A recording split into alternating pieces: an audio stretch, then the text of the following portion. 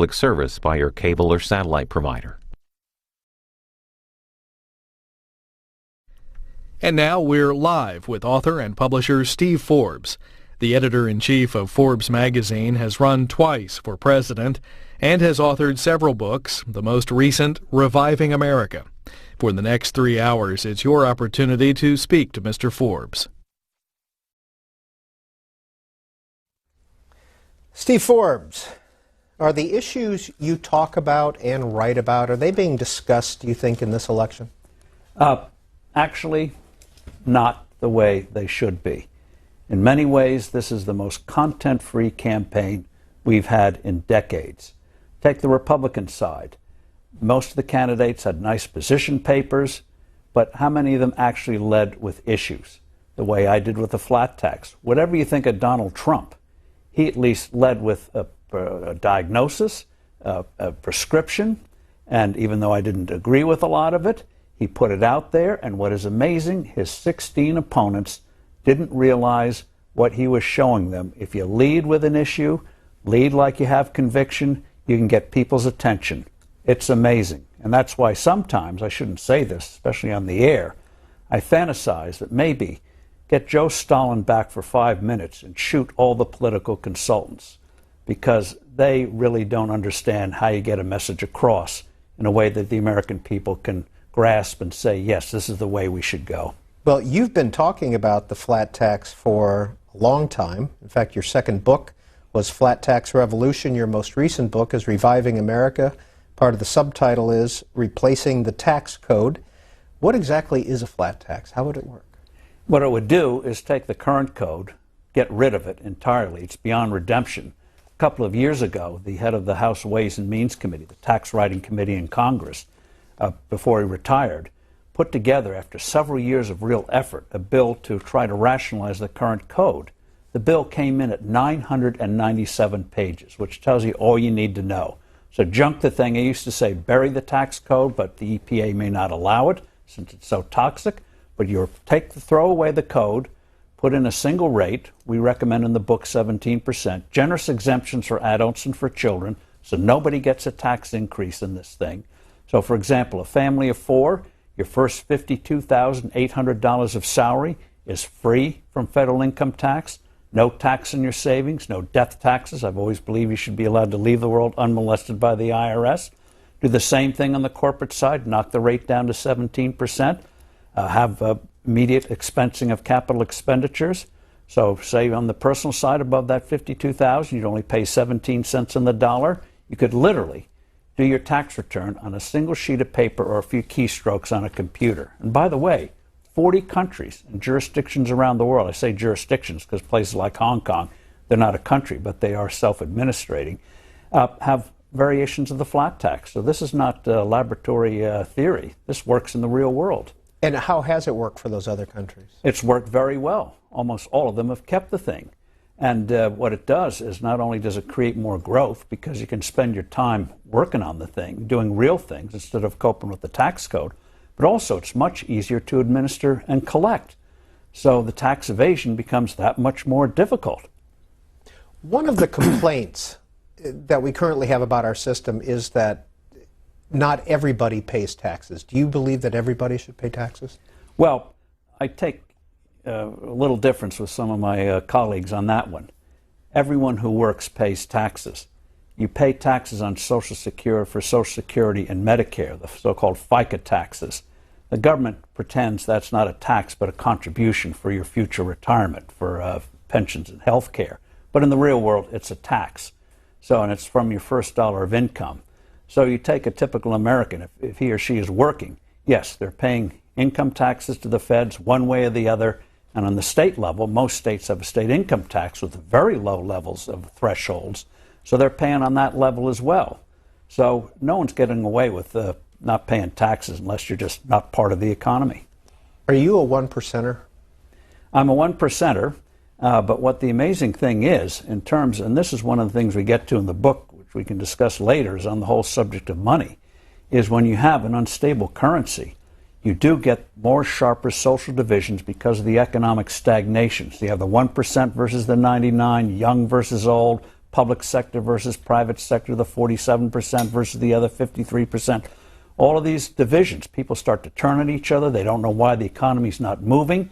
So yes, but in America, at least until recently, before we had this stagnation, is what was remarkable is how fluid our situations were in economic life. You see in our 400 richest list, you're on it 1 year, you're off of it the next. As my father liked to say, in this economy, if you think you've arrived, you're ready to be shown the door. Nothing stays the same. The full subtitle of Reviving America is How Repealing Obamacare, Replacing the Tax Code, and Reforming the Fed Will Restore Hope and Prosperity. In it, you write that our healthcare system is like a patient who has been misdiagnosed and treated time and again with the wrong medicine. He just keeps getting sicker. 6 decades of growing government involvement has grossly distorted the healthcare system. It has indeed. We point out in the book, nobody designed the system we have today. And by the way, I don't care what political persuasion you are, no one is happy with the system we have today. Already now, medical costs are starting to really go up again. And you go to a hospital, most people, it's bad enough, traumatic enough to have to go to the hospital, but the experience leaves them really shaken. You wonder, do the specialists talk to each other? Do these so-called hospitalists talk to each other? You say Aunt Tilly can't have a certain medication, and yet somehow she ends up being administered the medication. It's an unnerving experience. And so the system grew out of World War II. They had wage and price controls with millions of people going in the armed services. You had labor shortages here at home. You weren't allowed to pay people more cash, so companies started to pay in kind benefits, big one, health care benefits, and the government during the war allowed it. Then after the war in the 1950s, the IRS ruled that this could be legitimately a tax deduction for businesses and not count as income to employees. So nobody designed the system. It grew higgly-piggly. But this gets to the core of the problem. The problem with healthcare is the lack of real free markets. The real customers are health insurance companies, government, and employers. It's not the patient. And hospitals know, for example, they get their revenue by how well they negotiate with insurance companies and with the government, not how they satisfy patients. And we cite in the book, it sounds a little frivolous, but I think it's very telling, where the patient really lies in this food chain, is that the crummiest motel in the world wouldn't dare put you in a room with another guest with a curtain in between, a sick guest. No one does that, yet it's routine in hospitals. The crummiest motel wouldn't dare give you a robe that looked like it came out of a Salvation Army dumpster. These things that are hard put on, you can't tie them right. So the patient's not really in control. And the reforms we propose in the book is to start to get where the patient is really in control and turn what looks like a hopeless liability in terms of financial liability, costs keep going up and up, into the most dynamic growth industry ever. Does the Forbes company offer health insurance to its employees? Oh, absolutely. And is that a good system where the employer is offering you the health insurance? No, but it grew. As I say, nobody designed this thing. And one of the things we have pioneered on long before the government sanctioned them was the equivalent of health savings accounts. We give our people, Forbes Media, $2,500 cash during the course of the year. You are in charge of it.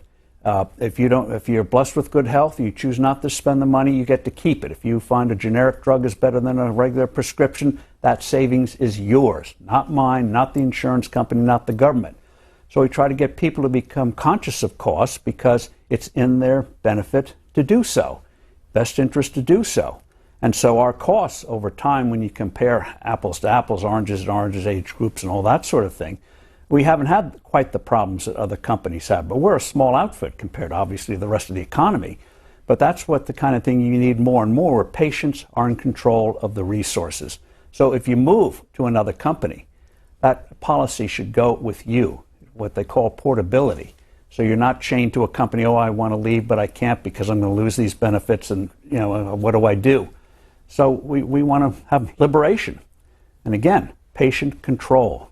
Free markets, when allowed to work, always turn scarcity into abundance. It'll do so in healthcare and get more effective safety nets than the crazy system we have today. I mean, we do it in food. Government doesn't run agriculture. It's too involved in agriculture, but it doesn't run agriculture. If it did, we'd have no more obesity because we'd all be starving. They tried in Russia and China, didn't work very well. So agriculture grows the food, companies process the food, truckers deliver the food, sell food everywhere, supermarkets, grocery stores, hotels, or whatever. And you got problems. You have everything from food banks to food banks and food stamps to deal with it. Why can't we do the same thing in healthcare? Have real free enterprise, real productivity, real patient control, and more effective safety nets, whether it's high-risk pools or the like, where you will be covered if a catastrophe hits you. Steve Forbes, back to reviving America and taxes. The last thing we need is another half-baked Band-Aid solution. It's not enough to simply cut tax rates and reduce the number of tax brackets. Think of what happened in 1986 after the code was somewhat simplified. Numerous tax shelters were eliminated and the number of brackets was reduced to two, 28% and 15%. But no sooner was the ink dry on that legislation than Washington politicians picked up their old habits. There have been more than 15,000 changes to the code as Congress, at the behest of a swarm of locust-like lobbyists, snuck in clauses and amendments to favor particular individuals, companies, industries, nonprofits, and causes. Yes, and that gets to why hopefully next year we'll get some serious tax reform, but that's why you have to have a single rate. In '86 we had two rates. As we point out in the book, putting two tax rates together is like putting two rabbits together. They breed, they multiply. When you have a single rate, you want to change it, everyone sees it, everyone knows they're going to be affected by it. So it's a real insurance against what happened 30 years ago when we last tried to simplify the code. And by the way, this also shows trying to reform with the code as we have it today, impossible. That '86 Act, simplification, I think came to 800 pages or something. So again, just throw the thing out, start all over. And by the way, those who worry about, am I going to lose my charity deduction or mortgage and all that sort of thing, do a variation of what Hong Kong does, give people a choice. You can go with the new system, or if you lack self-esteem, you want to punish yourself each year and stay with the old, go ahead, But this way, you lower the temperature. You say to people, don't trust me, see for yourself which one is better. I think 99%. And by the way, when we talk about taxes, we get all hung up on GDP and revenues and crossing lines and all that sort of thing. Think of it as an opportunity cost. Just go back 20 years. The IRS estimates we spend 6 billion hours a year filling out tax forms. Experts estimate we spend $200 billion plus complying with this monstrosity. Just think over 20 years. Tens of billions of hours, trillions of dollars, immense brain power. Some very bright people are involved in this thing. Imagine if all those resources had gone to new products, new services, new medical devices, new cures for diseases, how much better off we'd be. What economists call the opportunity cost. That is the real immoral travesty, immorality of the current code, is what it's taking away from us. Not just in the imbecility of it, the corruption of it, but what we've lost because we spent our resources on something that's totally unnecessary. My guess is your taxes are more complicated than most people's. Have you ever estimated or figured out how much time, money has been spent doing your taxes? Yeah, it's horrific. 40 years ago, I could actually do my return. Back in the 1970s, I always have an accountant look over it because I didn't trust myself, but I could semi-understand the thing.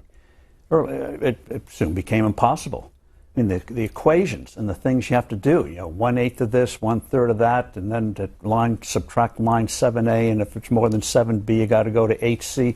I mean, and by the way, one of the things we point out in the book is, I have good software to help me do it. Well, we point out, depending on your circumstances, different software packages will give you different estimates of what your tax liability is. Even they, the gods we worship, the software must have it, aren't getting it right. Nobody can.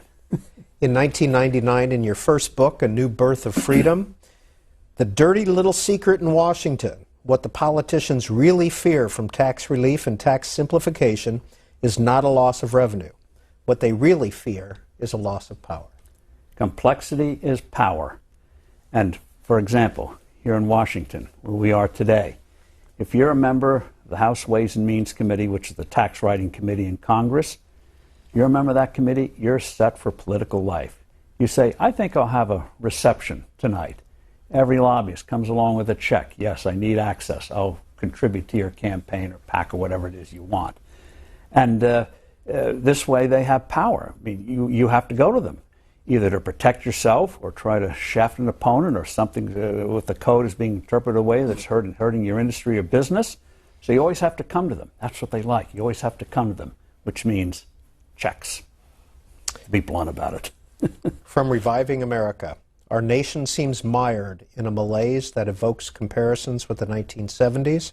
Is this uncertain, polarized, and economically stagnant America the new normal? No.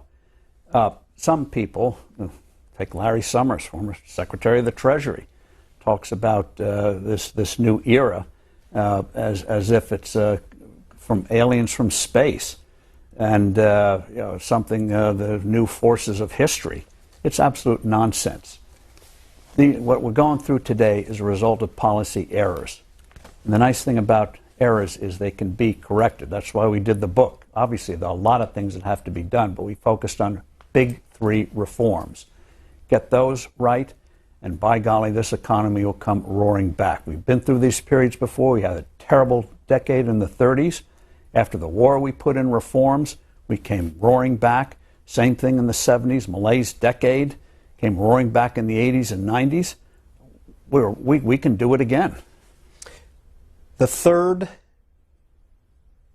part of your subtitle is Reforming the Fed. Now, your friend Ron Paul has written End the Fed, but you're at Reforming the Fed, and here's what you write. We may be in awe of the Fed's high priests, but they can no more guess the need for money than the central planners could run an economy in the days of the Soviet Union. Absolutely. This idea that a handful of people at the Fed can determine what interest rates are, how banks should be run, what the money supply should be, is preposterous. The Soviet Union fell, and we point out in the book what the Fed has done since, first of all, weakening the dollar, which started under a Republican administration. This is bipartisan nonsense here. In the early part of the last decade, started weakening the dollar. That's why commodity prices went up. That's why housing prices went up and led to the disaster of 2008. Since 2008, the Fed has still misbehaved. Take, for example, this whole thing on zero interest rates. Should they raise interest rates? Controlling interest rates is like price controls. They're deforming the market. The Fed should be out of it. They can set the rate they'll lend money to banks at, their so-called discount window, as they've always done. That's legitimate. But in terms of trying to set the price of borrowing and lending for the rest of the economy, it's like the Soviet Union. It has distorted the market. For example, bonds. I don't know whether they know they did this, but they've created a credit market today where the favoritism goes to bonds. Corporate bonds, government bonds. Now, who can issue bonds? Usually big companies and obviously governments. What has happened, if you look at the credit, where credit is gone since 2008, since the Fed started this nonsense, to small businesses, new businesses, households, tiny, killing the creation of new businesses, killing the expansion of small businesses, which is a key reason why, in addition to overregulation, why for the first time in memory, small businesses aren't being created in the numbers we've traditionally had. Since 2009, the number of creation of small businesses is a fraction of what they were after previous recessions. And we know small businesses, new businesses, are where the innovation comes from and where job creation comes from. Not from the biggies, but from the new ones. That hopefully tomorrow's biggies. And it's not happening. We have periods where businesses are companies are going out of business at a faster rate than new companies are being created. That is brand new. Goes against what one of the great strengths of this country, the ability to always come up with new and greater companies. Back in the 70s, who ever heard of Microsoft? Who ever heard of FedEx? Who ever heard of Apple? And other companies, Amgen. They all started as little companies in the 70s, became the biggies of the 90s and today. We're not getting that kind of creation. And that's the slow kind of rot that I think people sense but can't put their fingers on. But aren't low interest rates politically popular as homeowners? Yeah. We like the low interest well, it's rates? like the old Soviet Union, where they said the health care is free, but you can't get any. In the low rates today, yes, they favor that, but how much real home building has been done? Again, they say it was better than 2009. I would hope so. But in terms of the needs of this economy, still not where it should be. You try to, one of the reasons you don't have mobility the way you used to. You want to move from here to Texas or Oregon or wherever. Can I get a mortgage there? Can the person who wants to buy my house here get a mortgage? Very, very uncertain. So the rates are low, but they've deformed the market. It's like having a rent-controlled apartment. Great if you don't mind the lack of upkeep, because the landlord won't give you much upkeep. But in terms of creating new apartments, new housing, new businesses, it doesn't work. So the feds have deformed the market. Just give one statistic. I always hate to do this because it drives people away. But in the last 5 years, credit to government has grown 37%. Credit to corporations, 32%. Credit to small businesses and households, only 6%. Devastating figures, especially when compared to the past. And that's one reason why our labor market is so bad. I mean, even putting aside how many people have dropped out, people are not getting the jobs they should. A lot of part-time jobs. People don't want them. We saw in the lousy job report last month, which was bad enough in what they call the establishment survey, where they go to existing companies, but then they have called a household survey, which is better over time at picking out new businesses that are rising up that haven't come on the government's radar yet. Punk job creation there. So across the board, we're still stuck in second gear, like a baseball player. Yeah, maybe we've raised our average from 180 to 220, but it ain't going to win us the World Series. Steve Forbes, I think I saw a stat that 90 million people are not in the U.S. job market or on the sidelines. Yes, that came out with that labor market report. You see it in what they call the labor force participation rate, lowest it's been since the 1970s. Remember, it was the 70s you started to see a real surge of women coming into the workforce, really ramped up. So we're going back to the dinosaur age, and not because people have suddenly dropped out because, well, I don't really want to work anymore, because they don't have the opportunity. From your book, How Capitalism Will Save Us, Alan Greenspan's policies undermined free markets. Ayn Rand would not have succumbed to the temptation to believe that a government agency like the Fed could fine-tune the American and global economies.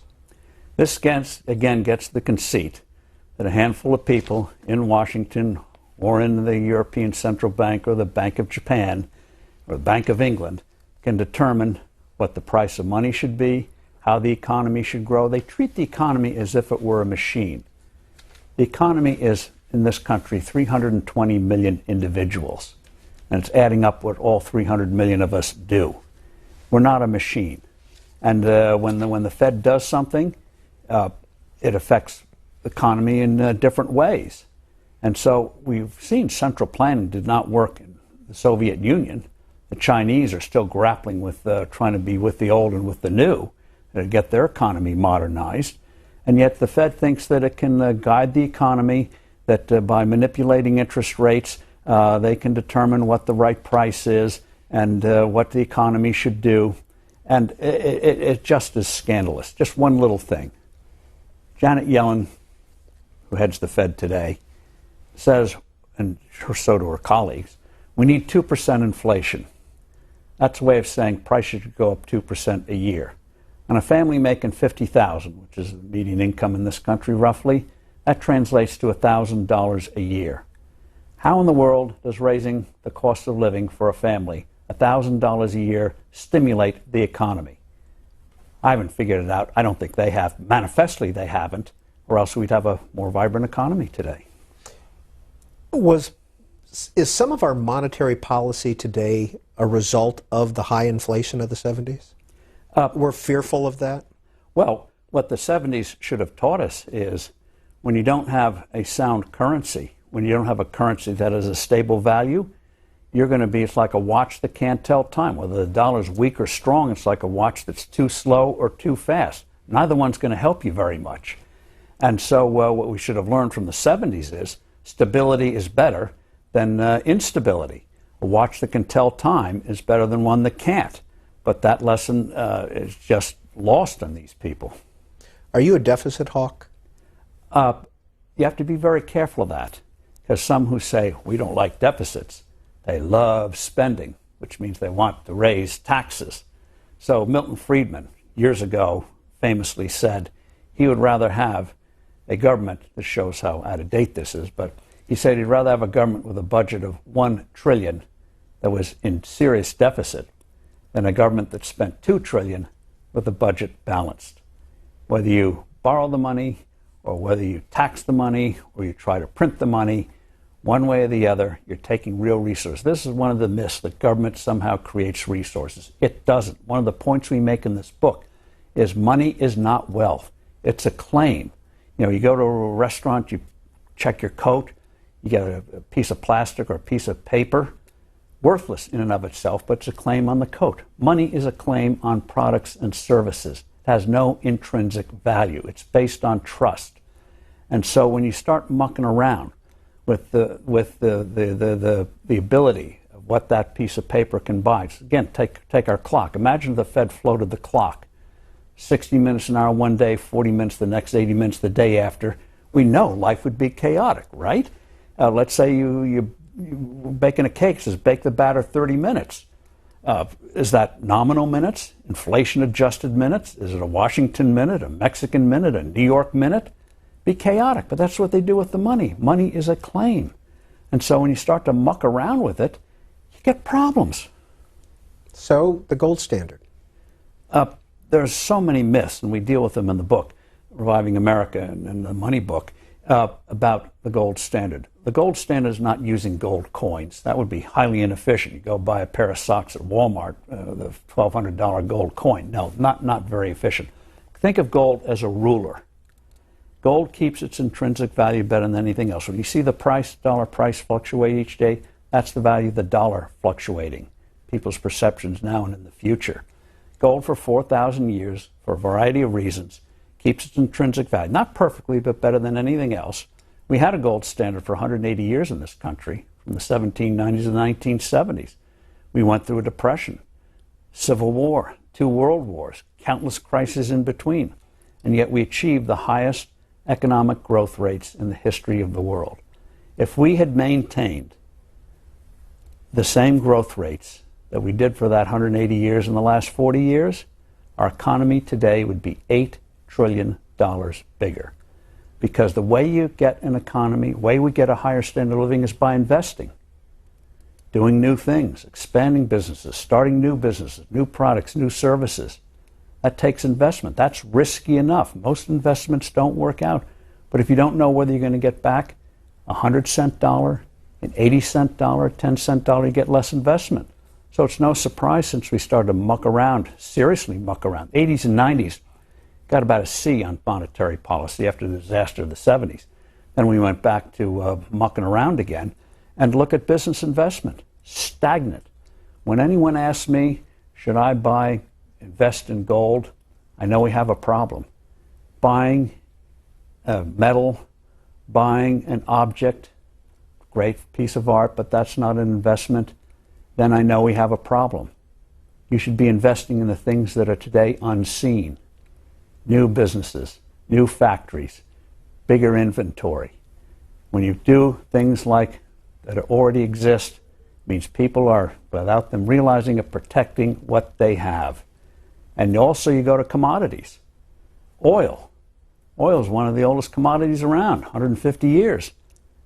In the 70s, when we devalued the dollar, constantly went from $3 to $40 a barrel, and everyone thought, oh, we must be running out of this stuff.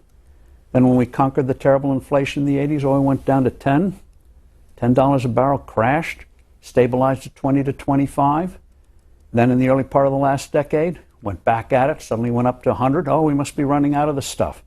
Oh, out of alternative, and we went back on it. And so when things that are already around, like gold, like copper, like land, unless it's in a hot area, when oil and those things go up, housing prices go up sharply. House that was worth $100,000 yesterday is worth $120,000 tomorrow. Same house, no improvements. You got a problem. Steve Forbes, do you believe that we're living in a bifurcated economy in the sense that we have the haves and the have-nots and the middle classes is shrinking? Well, what we have a stagnant economy, is what we've had for a decade. Tens of millions of people, over half the population, their real incomes haven't gone up. That's ahistorical in America. That's not the new normal. That's the new abnormal. And again, when those things happen and people can't grasp why is it that prices seem to go up a little bit, healthcare goes up, college goes up, and my income is not really going up. I just can't seem to get out of this thing, like those nightmares where you're in quagmire and just can't get out of the thing. You get a real dissatisfaction. You don't just see it in this country, you see it around the world. People don't understand. Why are we in this rut? Why aren't things better? Why do the people in authority can't create an environment where we can get this train back on the track again? From your book, How Capitalism Will Save Us, this is Warren Buffett. If you are in the luckiest 1% of humanity, you owe it to the rest of humanity to think about the other 99%. And that's been the tradition in this country. Going back from the beginning, we tend to think that America is the most philanthropic nation in the world. And people wonder, why are we the most commercial nation and the most philanthropic? Commerce is about you succeed in true free markets by meeting the needs and wants of other people. Even if you lust for money, you don't get it unless the government's behind you, unless you provide something that somebody else wants. I think it was Steve Jobs, when asked, do you do marketing surveys? He said, no, because people don't know what they want until I show them. Putting something out there. And so free markets will turn scarcity into abundance. Free markets do work if you allow them. But when you put in huge regulations, I mean, just one example, the Federal Criminal Code.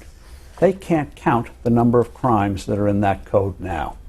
Last estimate was 5,000. We put in the regulations, 300,000. I think it was a professor. He writes for us, and a famous defense attorney, Harvey Silverglate, he wrote a book called 3 Felonies a Day. He said any professional, without that person knowing it, commits several felonies a day, innocently, because they have no idea of these complex, vaguely written rules and laws that emanate from here, and you see it on the state level as well.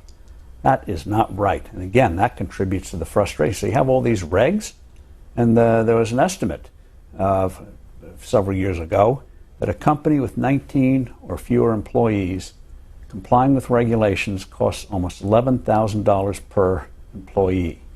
For companies with 500, it's a little over $7,000. So this is why the big companies are doing very nicely, most of them, while small and medium-sized companies are struggling. They're getting killed by the tax code, killed by this growth of regulation, killed by the unstable dollar and these uncertain credit markets. From your book, Freedom Manifesto.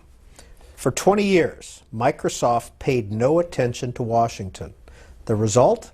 A mammoth antitrust action that dragged on for years, costing the company billions of dollars in fines and legal fees. Today, the company has a major presence in Washington, D.C., and employs numerous powerful lobbying firms and individual lobbyists to protect its interests. Facebook, which became a multi-billion-dollar giant in the few years since it was founded in 2004, was not about to make the same mistake. In 2011, the company, concerned by potential government privacy restrictions, opened up a spanking new 8,000 square foot office in Washington with a staff that includes a former privacy expert from the ACLU. Google, another startup turned giant, is spending each year many millions of dollars on lobbying. Yes, and this tells you something about the scope of government today. If you reach a certain size, you have to pay tribute to the powers that be, or they'll come and get you. And then it turns from protection, that's a protection racket, from protection to cronyism, which is one of the things that people are really upset about today. We had a recent example of it. An agency buried inside the Federal Reserve came out with, which is, that agency is unconstitutional, but I think eventually be thrown out. But it came out with rules, over 1,200 pages of rules, that are going to put so-called payday lenders out of business. One of the advocacies of that was Google, which said a few weeks ago it wasn't going to allow payday lenders to advertise. Guess who has an investment in a company that's going to move into that market as these people are put out of business? Google. Cronyism. Does Forbes have a lobbyist here in Washington, D.C.? No, but we're members and work with Magazine Publishers Association and the like. But since we're now more internet online, postal rates don't quite have the same impact that they did in days past. But again, when they talk about how do we curb all this lobbying in Washington, you can put all the restrictions that you have to be out of Congress for 500 years before you can join a lobbying firm. All these things they put in, you can't have lunches and things like that. If you have a problem with mosquitoes, you got to get the bad water. Got to drain the fetid swamp. You got to reduce the scope of government, and otherwise, guarantee one way or the other, people will find ways to petition the government, especially when it holds life and death decision over their own existence.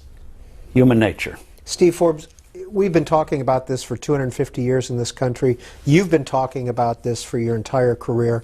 Why hasn't it changed? Part of what we in How Capitalism Will Save Us, we quickly hit. This was a very, until the Great Depression, as we do today, we had the largest economy in the world, the most sophisticated economy in the world, most complex country in the world. And we had also the smallest central government in the world. State governments were 3 times the size of the federal government. Then came the Great Depression. And one of the things that came out of World War I, when they temporarily nationalized industries, massive controls, was, aha, that worked during the war. Why can't we do it in peacetime? Bigger government presence, get rid of this wasteful competition, and let science reign, experts reign, and glory will be here. Well, clearly that has not worked out very well. But one of the things, and we hit that in Freedom Manifesto, is that it's not enough to say free markets work. Government in many areas does not work very well, Veterans Administration and the like. It's not enough to say that, because government always says, well, we may mess up, we may screw up, we may hurt the people that we are supposed to help, but our heart's in the right places. We occupy the high moral ground. Business grubby, you can't trust them. Truth of the matter is, we explain, again, the morality of free markets is, true free markets, not cronyism, is meeting the needs and wants of other people. It has people, whether they even know it, trying to figure out how to make you happy, buy what you're offering. It reduces barriers between people, contrary to myth. You may not love your neighbor, but you sure want to sell to your neighbor. And so that's why we have this complex global supply chain. People all working, making products. You take a typical product today, involves thousands of people, parts made and pieces of it all around the world. You take the iPhone, the iPad, 10% of those parts are made here. The rest are all from around the world. But it gives us, it's not just they deliver the goods. It has a moral basis, meeting the needs and wants of other people, allowing creativity. Look at these entrepreneurs who rise out from the most strangest backgrounds. And they learn in free markets. Take Steve Jobs. If you took that personality and presented it to a human resources person today without the name on it, say, that's not the person we'd want here. He was, in his younger days, he was an aggrandizer, taking other people's ideas, not giving people credit, putting people down. That's why he was fired from his own company before the age of 30. But the amazing story about him is he learned to become an effective leader, how to bring others together to get something done. It was painful. He had a lot of setbacks, but he learned in a free market. Many people are not born leaders. They learn from experience, and he's a prime example of it. So that's what free markets are about. Always turning scarcity into abundance. You know, that first cell phone we had 30 years ago from Motorola, big as a shoebox, weighed like a brick, 40-minute battery life, $3,995. Today, they give them away. You can get a good smartphone, even without a plan from a Verizon or anybody else, for $100, soon down to $50.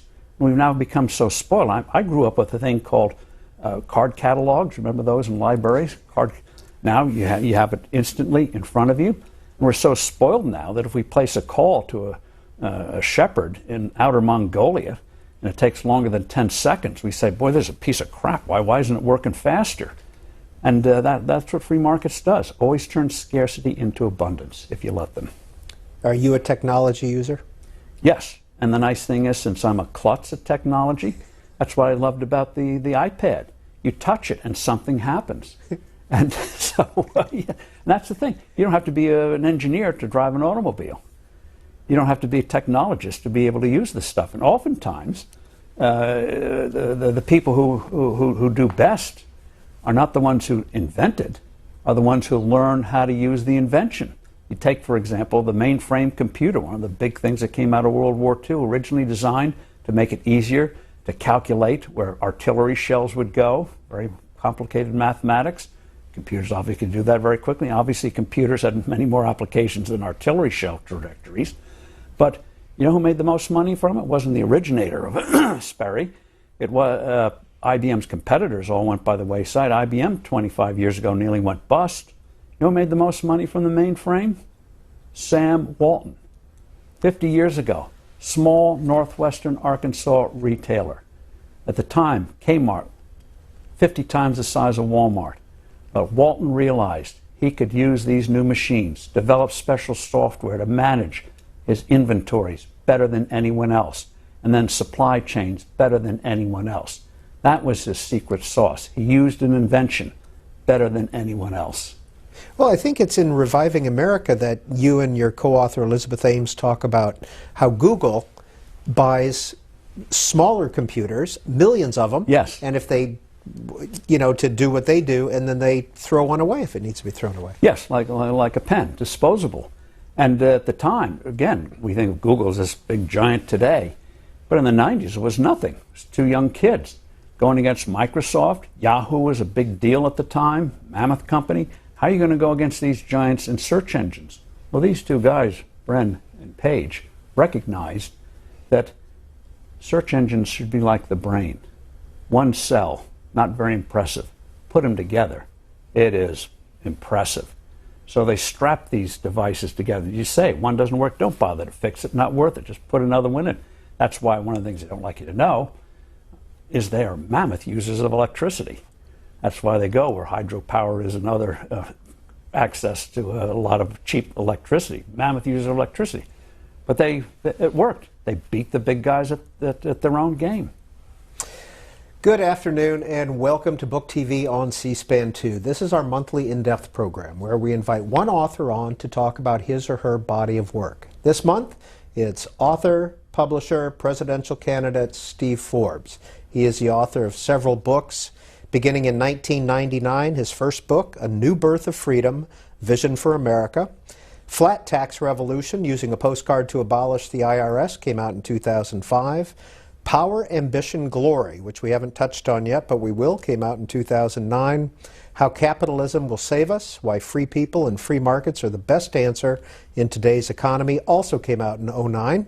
Freedom Manifesto, Why Free Markets Are Moral and Big Government Isn't, 2012.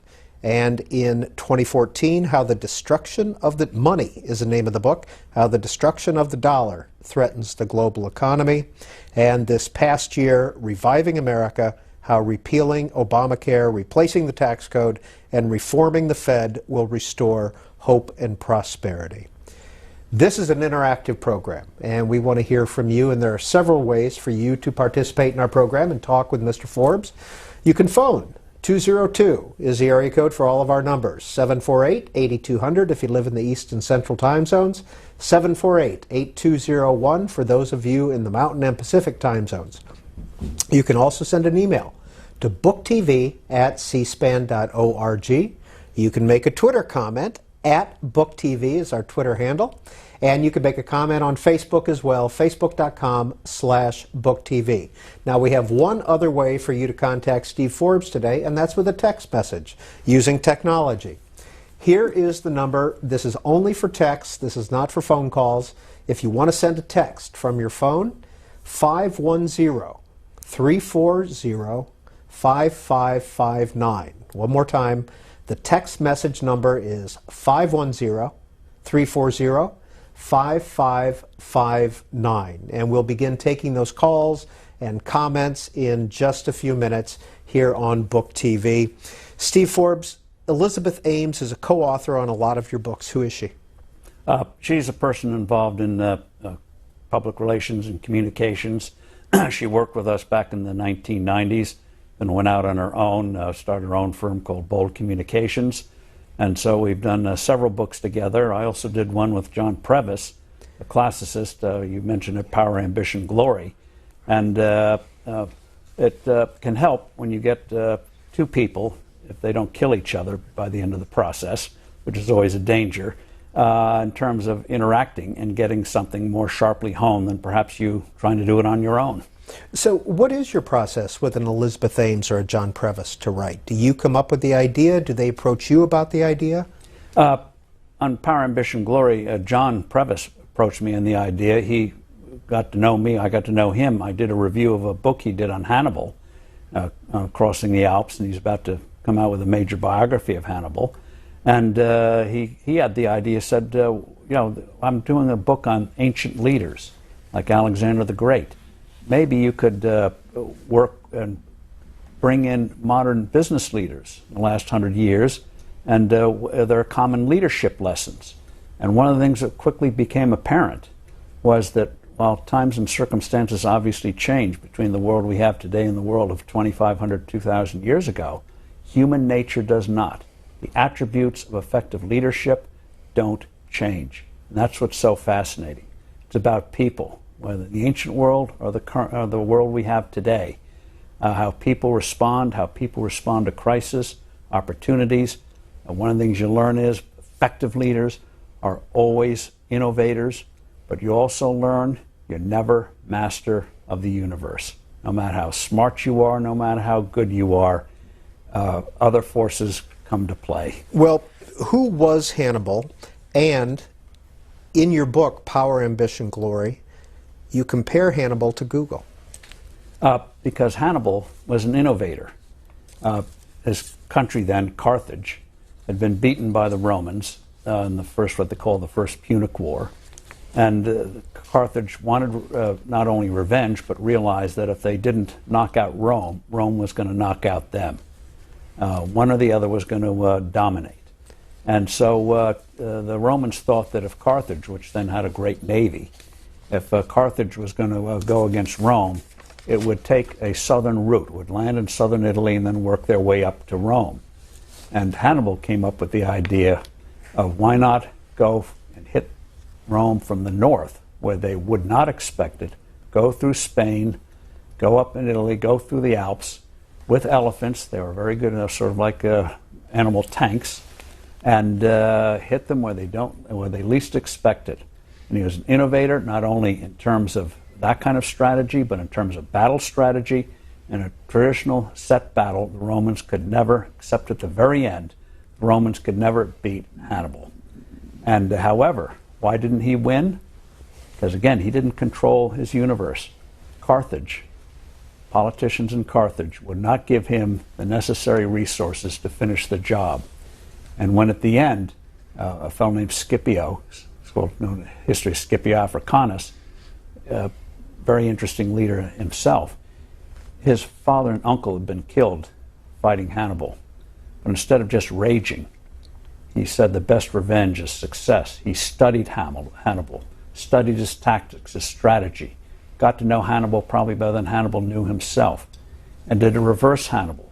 He had to fight tooth and nail to convince the Romans to allow him to do this, the army to allow him to do this. But he took an army and went and reversed what Hannibal did. He went into Spain, and then he went from Spain into threatening North Africa, where Carthage was. And when the Carthaginians thought they might have to face a Roman army, they sent word to Hannibal in Italy and said, "Come home, you must defend us." Hannibal said to Carthage, he said, "You can handle that. He's not going to overthrow you." But he said, "If you call me back, I'll never get back to Italy again, and we've lost the war. They still called him back, and they lost the war. From Power, Ambition, Glory. In the ranks of corporate leadership, a crucial mistake is attributing the success of a company solely to the skills and charisma of one individual, its heroic CEO. Yes, and there's thankfully a whole body of new literature coming out now, especially with big companies, is that one person can't do everything. An effective leader recognizes what he or she can do best and is able to assemble teams to fill in where you can't do it. There may be a particular job you could do better than the person who's doing it, but is that the best use of your time? One of the challenges of Donald Trump's campaign is he's running that almost by himself. He needs teams if he's going to be effective in this general election. Otherwise, they'll overwhelm him. But in terms of a company now, they're discovering more and more. How do you become innovative when you become large? You do it with small teams. Jeff Bezos says an effective team, he has the 2 pizza rule. When you put a team together, 8, 10, 12 people, it gets bigger than that. He said if it takes more than 2 pizzas when they work late at night, the team's not going to work. Research shows 8, 10, 12 people, effective team leader, you can get a real job done and effectively. And so how do you get this done? One person? Preposterous, just like trying to run a country with central planners. Not going to work. You've got to tap into the brain power. And how you do that, we're discovering hierarchy may not be the best way to do it. And how do you develop these teams? We see it in sports all the time. The military's been very good, down to the platoon level, developing teams to get particular jobs done. And so an effective leader will recognize, maybe he or she wants to parade to the press and say, yeah, I'm the genius. But in their heart of hearts, they got to know, and this is what Steve Jobs learned. You have to have effective people who can not execute, who can come up with creative ideas. Your task is to make judgments about what works and doesn't work, and what brings companies down. Just by the way, on Jobs, one of the things that haunted him was what happened to Sony. After World War II, a new company dominated the whole new electronic world, and then it faltered. And part of the reason it faltered was it became a series of fiefdoms, of products, of tasks. None talked to the other. And so he feared that. He did not want that to happen in Apple. So when he designed their new building in California, Cupertino, even things like where the restrooms were, he made sure they're located where people from different departments, different product development teams would run right into each other. And when they do hires for major jobs, it wouldn't just be the department where this person might work. He'd have other various parts of the company become involved. So you wouldn't get this built-in fiefdoms, us versus them, and the lack of cooperation. So in making a large organization work, a small one, yeah, one person can do it, but a large one, you better know how to have effective teams. You can guide them, but if you think you can do it yourself, tell me who that person is and I'll short the stock. Steve Forbes is somebody whose name is well known and whose name is on the company. Is it tempting? Is it addicting? Is it intoxicating to maybe take credit? Well, success is the ultimate credit, and one of the challenges, and this is true of anything, but you see it in business all the time, is what happens when your world is changed. The rise of the web destroyed everything I'd learned. And my family had learned, and all of our people had learned. The model from going back to the 1830s, the rise of the steam press, destroyed. In effect, we had to start all over. Easy to say, extremely hard to do, which is why often it's outsiders who make the big changes, not the incumbents, because they're not weighed with legacies. One of the things that executives always have to remind themselves, what Peter Drucker, the late great management guru, once said. He said, companies should always ask themselves, what is your purpose? What is your mission? What is it you are trying to do? And if you try to focus on what your ultimate purpose is, you don't get quite as hung up if the means to achieve that purpose are fundamentally changed. And we live in an era where you can eat. They say you can eat well or sleep well. Eat well part I can do. Sleep well is quite another matter, because things are constantly changing and there's no playbook. There's no turnaround book. Here's what you do when your model's been destroyed. You're inventing it as you go along, so you have to be prepared. You will make mistakes. You are in uncharted waters. So it's great for the consumer. They're getting great new things, great new services. But for those running it, by golly, can have some very tense moments. How did you respond? Well, thankfully, we made a good decision back 20 years ago when the web first came along, and publishers thought, by golly, we'll take the printed page, put it on a screen, and we're in electronic publishing, which is sort of the equivalent when over 100 years ago, 120 years ago, when movies were invented, some people thought that you just film a stage play. That would be a feature film. No, two different mediums. So in the mid-90s, we took our new website, we put it in a separate building, separate staff, separate support system. Why? Critical reason was if you put that in the same line of structure, authority, it'll get crushed because it'll be bent, not out of malice, to the immediate needs of the print side. So we didn't want the baby to get crushed in the crib, so we had it as a separate entity.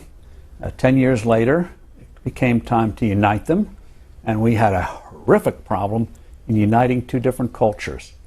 The journalists on the website, I should say the journalists on the print side, thought that the web writers were peasants, just turning out trash, common, ugh. And the web people thought the print people were, print journalists were just lazy snobs who didn't do very much, turned out an article every 2 weeks and thought they were doing something. So trying to mesh those together, very difficult. Many people couldn't make the transition.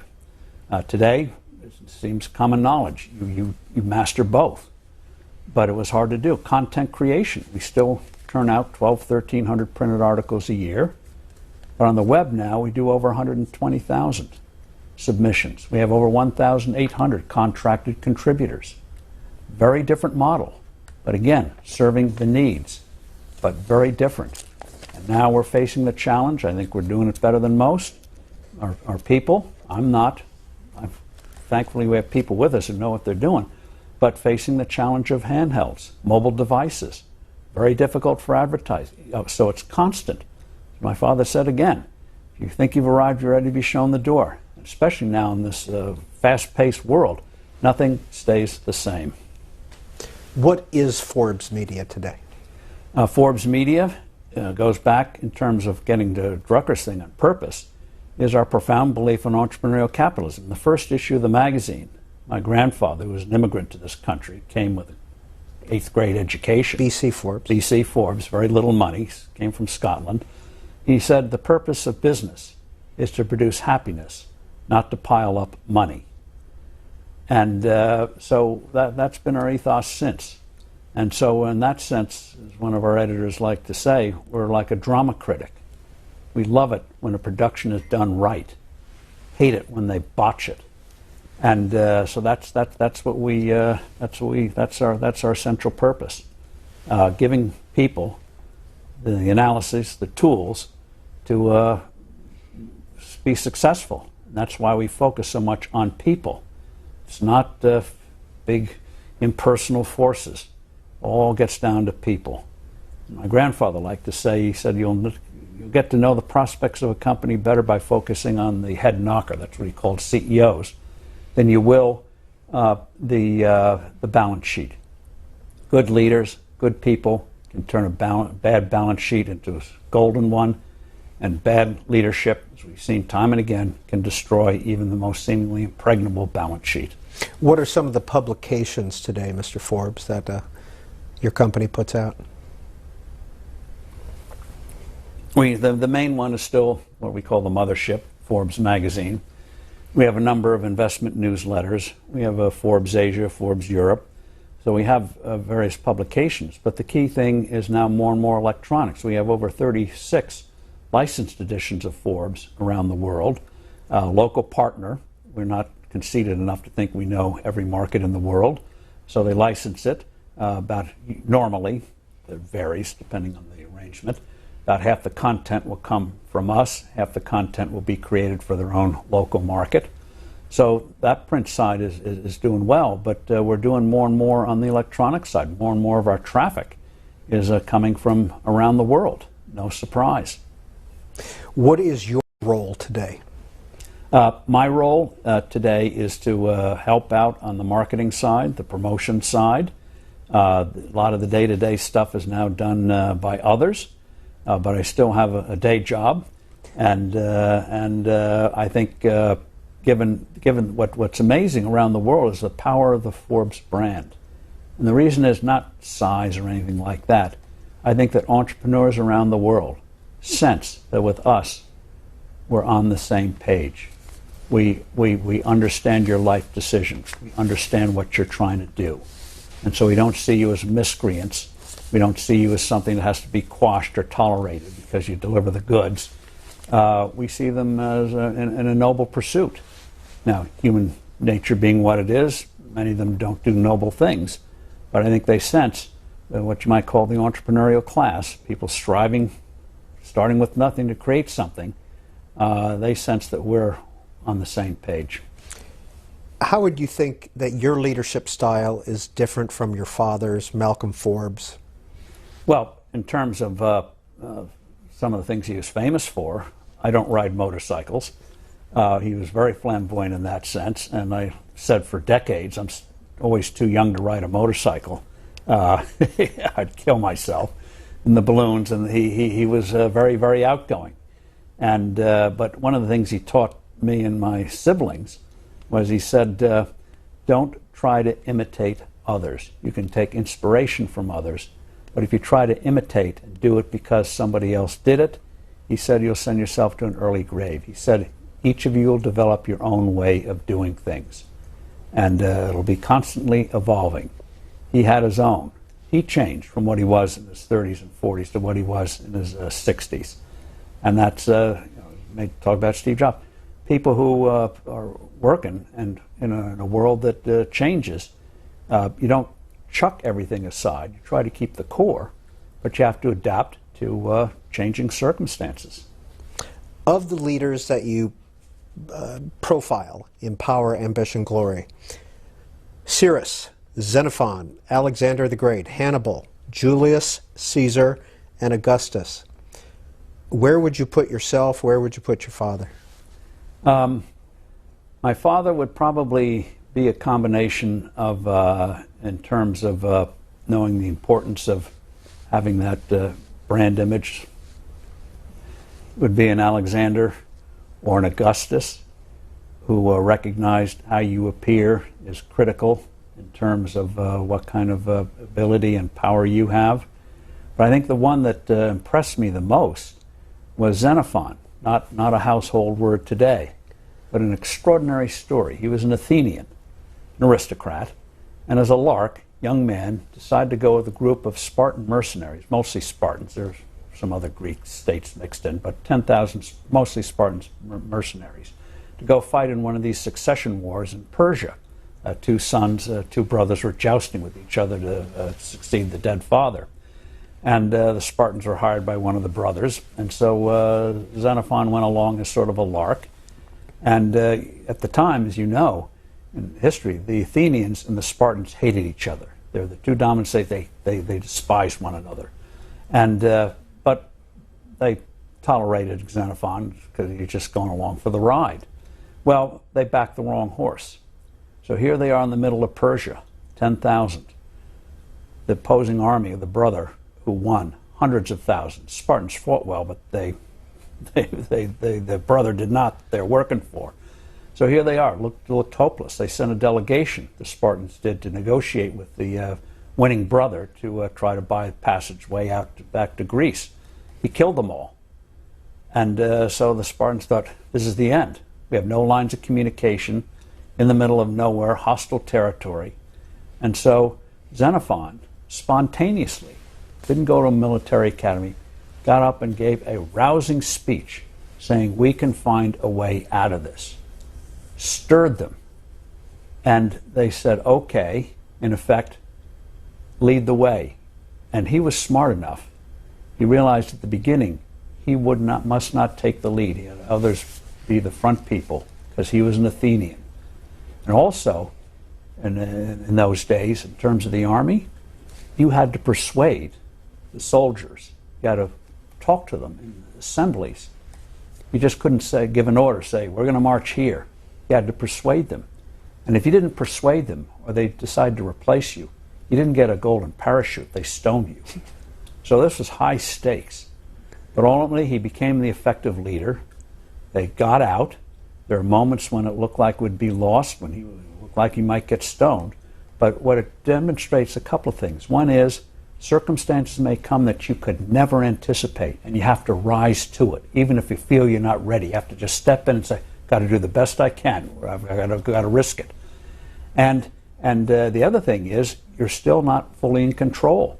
There was a point where, when it looked like the immediate danger was over after a few months, when a group of Spartans broke off, Xenophon said, that's going to be a disaster. You're going to get beaten. We're all going to be the weaker for it. But he couldn't force them to stay. He just had to hope they'd learn before they got destroyed and come to their senses and reunite. Sometimes things are out of your control. And also, sadly, what it demonstrates is no good deed goes unpunished. After he led them through this heroic rescue, he gets word from Athens, you're exiled. We don't want you back. And so he ended up in his days in Sparta. King took pity on him, which was good for us. He became a farmer, and he wrote the histories that the source of much of what we learn. But going in and persuading, you see it in politics all the time. For example, back in the 80s, a senator from New Jersey, Bill Bradley, impressive man, great career. The Democrats were saying, you ought to run. First in 88 and then in 1992, and he said, I'm not ready yet. And when he felt he was ready in 2000, he lost to Gore, was too late. Chris Christie, New Jersey governor. A lot of people went to him 4 years ago and said, you got to run. There's a vacuum out there. He said, I'm not ready. He should have, even though he felt he wasn't. Like Xenophon, you just have to go in. Life doesn't always go the way you want it or on the timetable that you think is best for you. You just have to plunge in and take the risk. Is he any relation to the term that we use today, xenophobic? Do you know? Don't know, because Xenophon was not xenophobic. Right. Quite the opposite. Yeah. An Athenian learning how to lead Spartans. All right. So where would you put yourself on this list of leaders that you talk about, these ancient leaders? Like most, it would be a mix. Xenophon, the importance of leadership and being able to respond to changing circumstances. One who gets short shrift from history because the Greeks wrote it was Cyrus, who created the modern Persian Empire by the standards of the time. I underline the word standards of the time, those words. He was very tolerant. Normally in those days, conquerors just came in and killed everybody and sold the rest into slavery. And he, in effect, would take over a place and say, you pay us the tribute, we leave you alone. That's why Jewish historians like Cyrus, he was much more tolerant than some of the others who ruled them. And again, realizing you can't have it your way or the highway. I think Augustus, in the sense of recognizing how you step into an unusual situation and reform. He was a great reformer. Even after he won the civil wars, he was not a natural-born military leader. He had to step in and cope along the way. But he was smart enough to recognize, too, that you don't have to be flamboyant. Julius, his uncle, ultimate flamboyance. We saw where that led. So even though he knew he had ultimate power, he always took care to consult, work with people, so that he wouldn't get the natural accumulation of enemies that somebody says, do this, do that. Like Jobs, he learned, and he survived. He didn't die the way his uncle did. His wife killed him at the end. All right, last question before we go to calls and texts and et cetera. Some of the leaders that you speak highly of, I think, in Power, Ambition, Glory include Ray Kroc, Sam Walton, Alfred Sloan, Henry Ford. What do they have in common? What Why do they get positive treatments? They're all innovators. Henry Ford, we obviously know from the moving assembly line. What people forget is he went bankrupt twice. He almost went bankrupt a third time with the Model A before he got it right. And it was a sheer determination that made it happen. The lesson from him was, one, that determination's inspiration, but also then he fell into a rut, thought the Model T was it. Then Alfred Sloan, put yourself in his shoes in the early 20s, GM nearly went bankrupt then, ramshackle company. At the time, Henry Ford had about estimated 50-60% of the U.S. market. Nobody could make a car cheaper than Henry Ford, the Model T, getting cheaper and cheaper. So what do? Your company, ramshackle, disorganized, can't compete on price. So Sloan just changed the rules of the game. He introduced, thanks to his gifted engineers, introduced the annual model change. He recognized a car just wasn't a contraption to go from point A to point B. It was a reflection of yourself. It was a fashion statement. It was all the things that we now take for granted. Here, this guy who looks like an accountant, he recognized the importance of fashion. Annual model change, excitement each year. What's going to be new in this model? What's going to be new? He segmented the market from Chevy to Cadillac. He set up a car for every purse, allowing you to choose color. Henry Ford said you could have any color you want as long as it's black. Sloan lets you choose the color. And then buying on time. Today, no ad is complete without, 6 years of financing, blah, blah, blah. In those days, you put the cash up front. And Ford thought Sloan was going to destroy General Motors by allowing people, it wasn't like a house, a car you could move or wreck, but a house, you could do a mortgage on that, but the equivalent of a mortgage on an automobile, he thought it was ridiculous. Sloan allowed you to put a down payment and make monthly payments. And so in a handful of years, a company that was on the ropes became the dominant auto company, and even today will still sell at times more cars than Toyota. General Motors had its own history. They lost sight of the spirit of Alfred Sloan. But Sloan, in that sense, was an inspiration. And somebody's dominated in one area, you play by, and this, by the way, politicians Republicans should have learned about Donald Trump. You try to play his game, he will beat you. They should have taken inspiration from Sloan. Devise your own sandbox. Devise your own rules of the game. It's the only way you can have a chance to win. And then Ray Kroc. There's an inspiration. He was in his 50s, back in the 1950s. And that's like being in the mid-60s today, with longevity. Never quite hit it in life. And so here he was selling milkshake machines out in California. Always striving to make the big hit, especially in food. Never quite did it.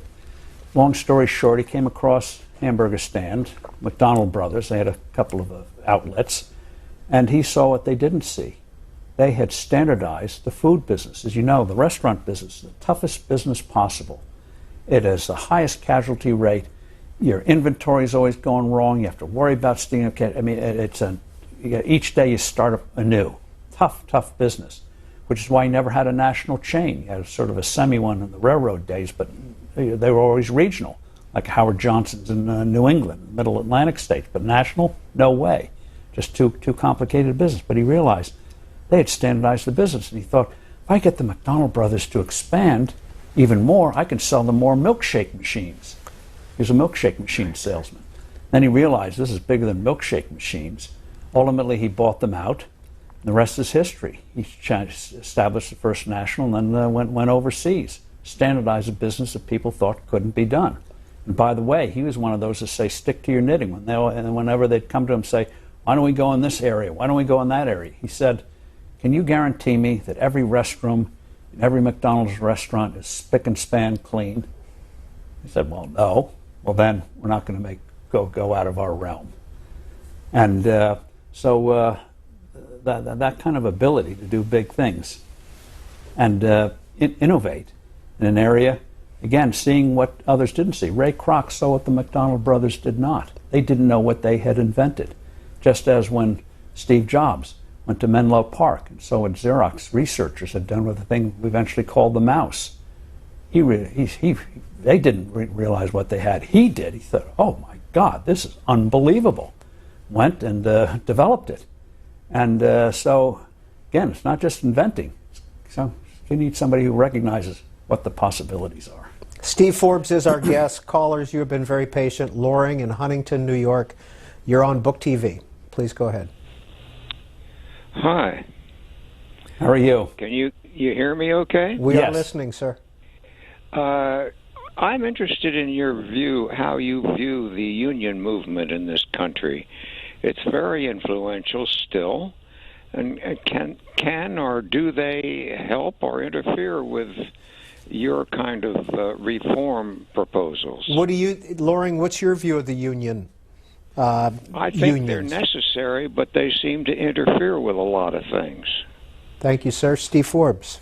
Well, I think first you have to make the distinction between traditional, what we used to call industrial unions, and government worker unions, two very different things. The government workers unions have gotten a lot of power, and because in effect they negotiate with themselves, the politicians know, many of them, that they're dependent on their support. We've gotten the situation where pension systems have not been properly funded. On the industrial side, the very prosperity of the U.S., especially since the Depression, union membership has declined very sharply. And many times, they've gotten in the way of their companies whose workers they represent from making necessary changes. The classic case is Detroit. Back in the 1970s, or the early 80s, when the Japanese decided and other foreign companies decided to put manufacturing facilities in the U.S., they first went in the Michigan Midwest area because that's where the infrastructure was for the auto industry. And they went to the UAW, United Auto Workers, and said, we want to set up shop here, set up factories. However, your work rules, especially the Japanese, said, Honda led the way, said we can't work with these. They won't work with us, and so we need a change in the work rules. The UAW said, no way. You're going to have the same work rules as the others, stifling work rules. So Honda first did a facility for motorcycles in Ohio, non-union, and then the other manufacturers came in and put in facilities in what they call right-to-work states where you didn't have unions, and they flourished. In Detroit, we saw what happened to them several years ago. So the unions didn't respond in this case to very changed circumstances. They're stuck in the past, and it hurt. And by the way, sometimes union leaders, it's not just politicians, are out of touch with their constituents. There's a union in the Northeast called the Communication Workers of America. They're very big in government unions, but they also still represent, they just had a strike with Verizon. And the CWA workers, union leaders, were in favor of Bernie Sanders. But astonishingly, a good portion of their rank and file, not government workers, but their industrial workers, are in favor, at least were in favor of Donald Trump. They were quite startled by it. Well, there is a book that you wrote with your picture on the front. It came out in 2005. It's called Flat Tax Revolution. I think you know what I'm going to show here, but it's the blurb on the top of the book. A must-read by anyone interested in the future of this country, Donald J. Trump. Is he a friend of yours? I've known him for 30 years, back in the 80s when he first burst on the real estate scene in New York. And I was hoping he would go with the flat tax in the campaign. He came up with a tax plan, needs some tweaking, not bad, but wasn't the flat tax. So it was persuasive, but not persuasive enough. Have you endorsed him? I made clear that if he's the Republican nominee, yes, I will back him. Who were you supporting in the primary? None. It was like the dating game. I'd find pieces of this, that candidate that I liked, but none of them ever put it together. And as we were discussing earlier, I was shocked that many of these people did not lead with something like the flat tax or something big in health care. I mean, not to pick on him because everyone did. Jeb Bush, who was a sensational governor of Florida, came up with the theme, we need more economic growth. Yeah, right. He said 4%, we need 4% GDP growth. Well, I understood what he was saying. When you say 4% GDP growth, it sounds like a hair formula. Rogaine with 4% GDP, great. They never gave people a takeaway, never gave people what they call in marketing deliverable. How this is going to better the country, how this is going to better you, the way Reagan did in 1980. It wasn't just Reagan was a very smooth speaker or all that kind of thing. He had substance, and he knew how to put it in a way that people would say, yes, I get it. He understood how to communicate. And by the way, even though we all worship him because he's a great man, Abraham Lincoln, you can learn from how he tried to persuade people who, on certain issues, were not very much in favor initially of where he was coming from, how you bring people along. And he learned that because he was an attorney and always had to convince juries. How do I get the point across juries? How do I bring people along? So he'd always start with something small and then try to bring them along, understanding sometimes they're not going to come along, but bringing people along. Reagan understood it. I mean, most of these candidates did not, and I think people still yearn for that. And here's a text message that came in for you. It came in from Detroit, I think, 313 area code. How can a Republican president create changes that would be more favorable to the economy than a Democratic new president? Because taking Bernie Sanders and, a lesser extent, Hillary Clinton, she's Bernie Sanders light, they both want to raise taxes substantially. That is going to be a disaster. They want to have more government involvement in health care. That is a disaster and huge missed opportunity for really unleashing great new innovations in health care and better coverage for everybody. They don't understand the Fed. And so on the Republican side, Ted Cruz, I know he's dropped out, was becoming very good on the need to reform the Fed. Donald Trump has made some comments on it, so maybe he'll elaborate that on more. But I think Trump understands, we'll see how he articulates it, the need for fundamental tax reform, need for fundamental reform and regulation. When you talk about regulatory reform, people tend to think that means you're an anarchist. You want to throw them all away. No. What you're doing is trying to come up with sensible, common sense rules of the road, not telling you what to drive, where to drive, and things like that. Now, we have a dedicated number set aside for text messages only, not for phone calls. And if you do send a text, please include at least your name and your city so we can identify you that way. Frida is calling in from Little Rock, Arkansas. Frida, you're on with author, journalist Steve Forbes. Thank you for taking my call. Let me just say that I am disappointed in you, Mr. Forbes, for not backing fully Ted Cruz. He was the only constitutional candidate that you had, and he backed capitalism quite a bit. He thought of your flat tax and adjusted his tax plan according to you, and he adopted some of your ideas. Why did you stay neutral? Our country is at stake here, and yet all the people that are conservatives and yourself stay neutral. All right, Frida, we got your question. Let's hear from Mr. Forbes. Well, Frida, in terms of Ted Cruz, he did have some interesting, good ideas on the flat tax, but it was very late in the day before he put it out there and led with it. And in terms, same thing with the Federal Reserve. He started to get it. I talked to him about it, but he didn't lead with it. And you got to come out front on these things. And he didn't do the way we're discussing in terms of making these clear in a way that people could immediately grasp. You say constitutionalist. I understand what you're saying about the Constitution. I think, by the way, Ted Cruz should be Chief Justice of the Supreme Court, or at least an Associate Justice someday. He'd be superb. He understands that document in a way that few others do and the history behind it. But he didn't go out there and lead the way that Reagan did. And so I was almost there for him, but he didn't close it until almost the end when it was too late. And that's why when all the other candidates fell by the wayside, most of them except for Governor Kasich, Cruz hadn't established that Reagan identity in terms of these issues like the flat tax or health care, having patients control health care. And so he wasn't. Trump was able to beat him because Cruz hadn't established it the way Trump did with issues like immigration and 45% sales taxes on imports. Will you be attending the convention, Mr. Forbes, in Cleveland? I haven't attended a convention in 20 years. Why not? Since I did it for 30 years, attended every one, so wasn't much new to see, I thought.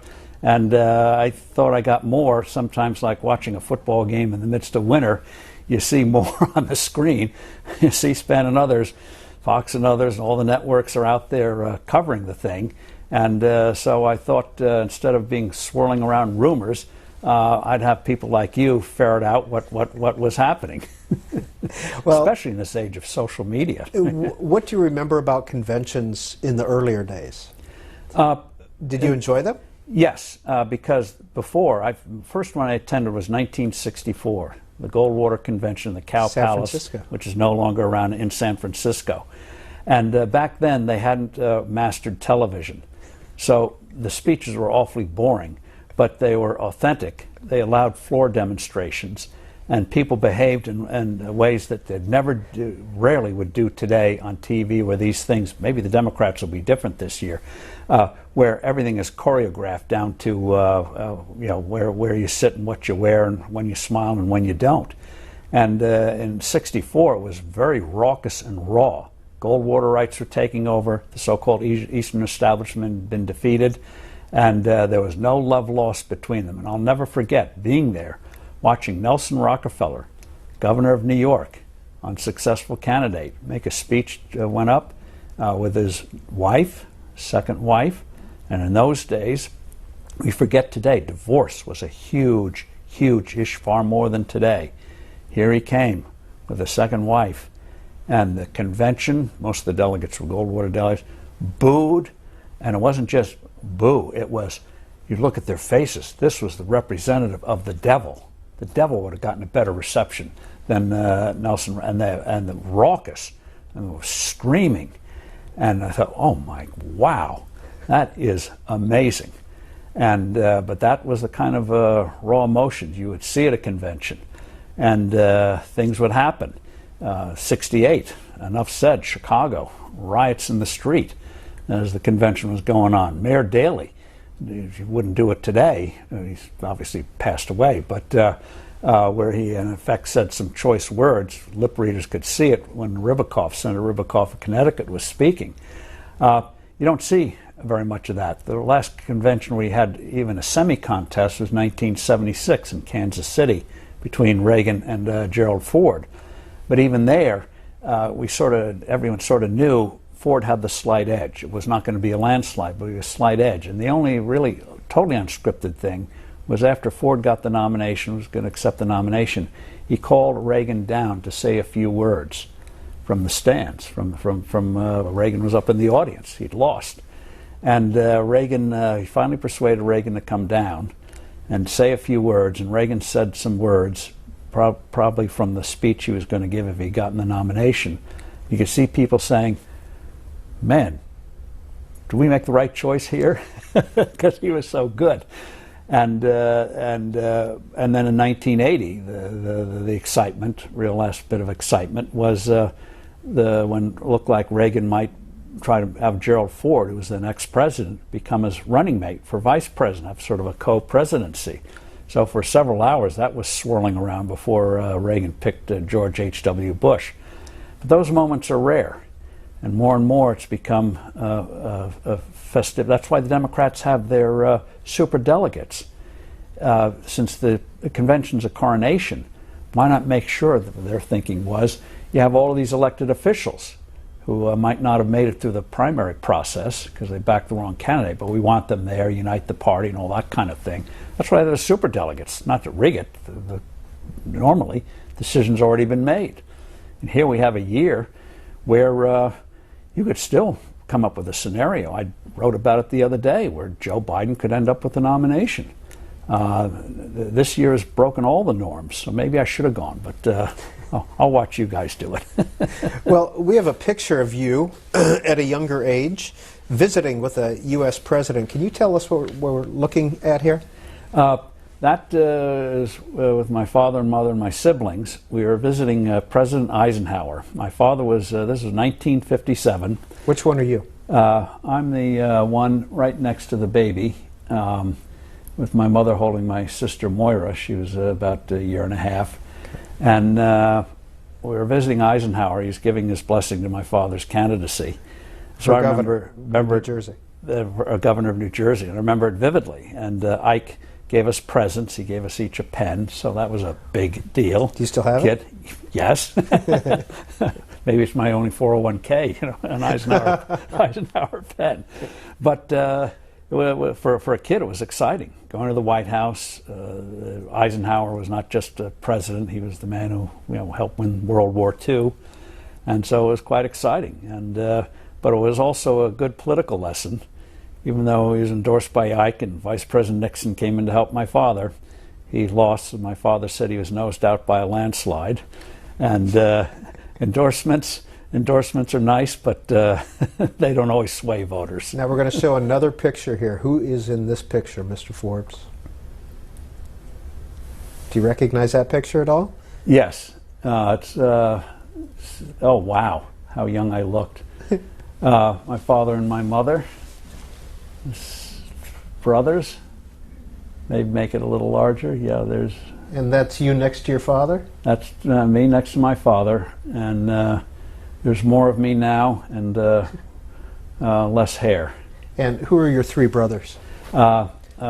Christopher, Kip, we call him, Bob, and Tim, and each amazing. This again shows the futility of social engineering. Here we are, brought in the same household and same parents, and each of us very different. For just one example, my brother Tim is big still, even though he's in his 60s, on mountain climbing. He does ice climbing. I think it's nuts, but he actually enjoys it. And I'll never forget, several years ago, we were in Wyoming, where he has a place. He lives in Wyoming now. And they decided to do a climb on the Tetons. And so he went with his daughter. They went up at 1 a.m. in the morning, that's what you do, and spent a day climbing up and down. And at the end of the day, late afternoon, he comes back, full of vim and vigor, and she is limping. She's in bad shape, could barely move. It can take days to recover. And she said, and he does this for fun? She just, what's the matter with this guy? We'll show some more pictures as we go this afternoon on Book TV, but Jeff in Fresno, thanks for holding. You're on with Steve Forbes. Yes, Mr. Forbes. In my adult life, since Nixon, I don't remember any Republican president or any Republican legislator ever do anything to try to bring health care to all Americans. Now, don't get me wrong, I don't believe in socialized medicine, but why not modify Obamacare as opposed to repeal it completely? The reason for starting like the tax code semi-anew with Obamacare is that the thing is just not working. For example, the individual mandate. An expert who works with the government the other day told me, he said, we've effectively exempted 2/3 of the individuals from the mandate because the thing just wasn't going to work, was going to be politically unpopular to require it. Expenses are still going up. The exchanges are not working very well. For example, many of these bronze plans, even though they subsidize the premiums, the deductibles are horrible. So people may have insurance, but they're discovering that their out-of-pocket costs are higher than they were before. So rather than try to amend Obamacare, I think we should move more in the direction of reforms such as nationwide shopping for health insurance. Right now, every state has their own rules. You have these state cartels. I live in New Jersey. Even before Obamacare, New Jersey's regulations were crazy. I could get a perfectly good health insurance policy in neighboring Pennsylvania at a fraction of the cost of New Jersey, but it was illegal for me to do it. I could buy a necktie in Pennsylvania, but not the insurance. So let's have nationwide shopping. And how about transparency? They could do this tomorrow. By repealing Obamacare, I want to enhance the availability of health care, but in terms of getting consumer control, why not mandate that hospitals and clinics post prices for all their treatments and services?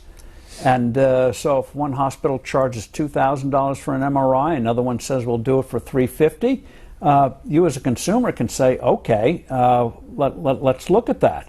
Or how about requiring hospitals to post each month how many patients die from infections received after they went to the hospital?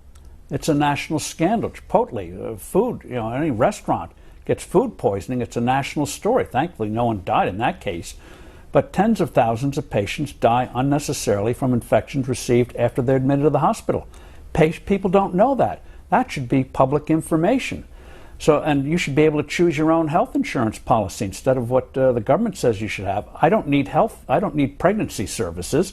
We should be able to choose what meets our particular needs. And so those are the kinds of reforms we outline in the book that would be very positive and have more effective, like we have with food, more effective safety nets, more health care, more affordable health care, and you see little snippets of it. You see little snippets of what can come. For example, surgery on the eyes, LASIK surgery on the eyes, so you might not have to wear these things. Costs about half, or in real terms, a fraction of what it did 15 years ago. Why? Because you don't have the disconnect between providers and consumers. So providers have every incentive to make it more affordable for you, more attractive to you. We note our publisher in our book, Reviving America, Rich Karlgaard, who said about 12 years ago he got it done for $5,000. He said, I could get it done today for $2,500, perhaps have even a better result. So we want that in all of health care, more for less. Cosmetic surgery has grown sevenfold in 20 years, but unless it's a result of disease or accident, it's between you and the provider. So you scope it out like anything else, so you haven't had the wild inflation there that you've had elsewhere. So we're trying to get the best of all worlds instead of a system where they're going to have more and more rationing. And I'll just give you one example. I know I'm going on, but this is critical. One of the virtues of free markets is that it gets information out very quickly. When something works, everyone quickly imitates. So when Apple came along with iPads and iPhones, Samsung and others not long after would come up with their version and say, our product's better. You don't find that in healthcare. It takes years for things to go through. One example, breast cancer. You're told at a certain age, if you're a woman, get the mammogram. Do you realize that if you have dense tissue, mammograms have a very hard time detecting that cancer? They only get it about 30, 40, 50% of the time. And but there's a new way of doing it called MBI. It's called, I think, metabolism breast imaging. And I'll get the name here because it's important. Let's see what we have here. I'll find it in molecular breast imaging, MBI. Look it up, molecular breast imaging. It comes from the Mayo Clinic as the one pushing it, so it's a highly reputable institution. MBI. So if your spouse or friends or whatever, female, tell them to get the MBI. It is light years ahead in terms of detecting breast cancer if you have dense tissue. And why haven't we had more publicity on that? Because we have this top-down system. And so critical information doesn't get expanded as rapidly as it would in a normal free market. So these are truly life and death decisions. And that's why I don't want more of the same or trying to improve what we have now. I want more where the providers know they have to satisfy you, the patient. And when you're in charge, I guarantee you, it'll be a very different experience. Not perfect because we're human, but it'll be far better than the experiences you have today when you go to a hospital. And Joseph in Santa Barbara, please go ahead with your question or comment for Steve Forbes. Good morning. It took me 3 years to get on, and I'm happy to be here. And Mr. Forbes, I'm happy to have you there. I'd like to first, I'm a registered independent, in my 70s, and I've been watching C-SPAN since the very beginning. What my concern is, and I'd like to get your opinion on a solution, is that we have a situation where our Congress makes the laws, but when it comes to the rulemaking and regulations, that is done by unelected bureaucrats. Right. And problem I see there is, of course, they are mainly primarily liberal. They're protected from being firing, and it doesn't matter what administration is, whether it's Republican, Democrat, they continue to exist. So it's almost like a fourth part of our government, which is not in the Constitution. So that concerns me, and I don't know what we can do about it, and I don't see a lot of talk about it. Well, let's listen to Steve Forbes and see what he has to say. Joseph in Santa Barbara, thanks for watching, and I'm glad you got through. Thank you, Joseph. You bring up something critically important, and that is most of the effective laws today are not made by Congress. They're made by these agencies and government departments. In 2014, for example, I think Congress passed 115 or 114 laws. Agencies passed the equivalent of 3,400 laws, regulations have the force of federal law, and 3,000 others in the works. And too often these rules and regs are made based on more ideology and whim rather than science, trying to fight them, very difficult. And people don't know, we were discussing earlier in the show, people don't know they're committing felonies. For example, to show how crazy it is, if you go on a federal land, you're walking your dog, if your leash is longer than 6 feet, you're committing a crime. Now, put aside whether they should be regulating the length of leashes, but making it a federal crime is absolutely preposterous, and the code is littered with this stuff. Just on the federal code alone, 5,000 laws. They think. They can't even count them all. And from the regulatory agencies, which you talk about, 300,000. And so one step in the right direction, Senator Hatch of Utah is pushing this, as a number of people in the House that have got bipartisan support for it, they haven't gotten it in the Senate yet, is put in, amplify what they call mens rea, Latin for guilty mind. In other words, if you don't know that you're committing a felony when you have a long leash when you go on a federal parkland, they can't throw you in jail. And so you have to know that you're committing a crime before they can do it. That, in essence, is a reform that Senator Hatch and others want to put in this new crime bill they've been discussing in Congress. That would go a long ways to this arbitrary situation where rules are written in vague language, so it's up to the bureaucracy to interpret what they really mean. It goes against the rule of law. The rule of law is based on, you know what the rules of the game are, and if you violate them, you know you're going to pay a price for them. Today is that book by Harvey Silverglate, 3 Felonies a Day. That is all too true. If Uncle Sam wants to get you, he can. We should change Uncle Sam's name to Uncle Tyrant in that sense. So the Hatch reform would be a superb step in the right direction. And then, too, there are a number of institutions. I was at a dinner the other night for the Competitive Enterprise Institute that are fighting legally these excesses and pushing legislation. For example, on a regulation that costs more than $100 million a year, Congress must vote it up or down.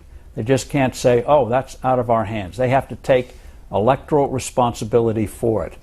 So I think people need to learn more about how dangerous this situation is, and reforms like the Hatch reform or some of these other bills that give the citizen more power and more accountability to our elected officials so they can't hide behind the regulatory state. All of those would be good steps in the right direction. And from his book, Freedom Manifesto, Steve Forbes writes, regulatory violations are increasingly being treated as criminal offenses by federal bureaucracies that are increasingly resorting to the use of force. Joe is in Lakewood, Colorado. Joe, good afternoon. Good afternoon. And good afternoon, Mr. Forbes, and thank you for coming on Book TV.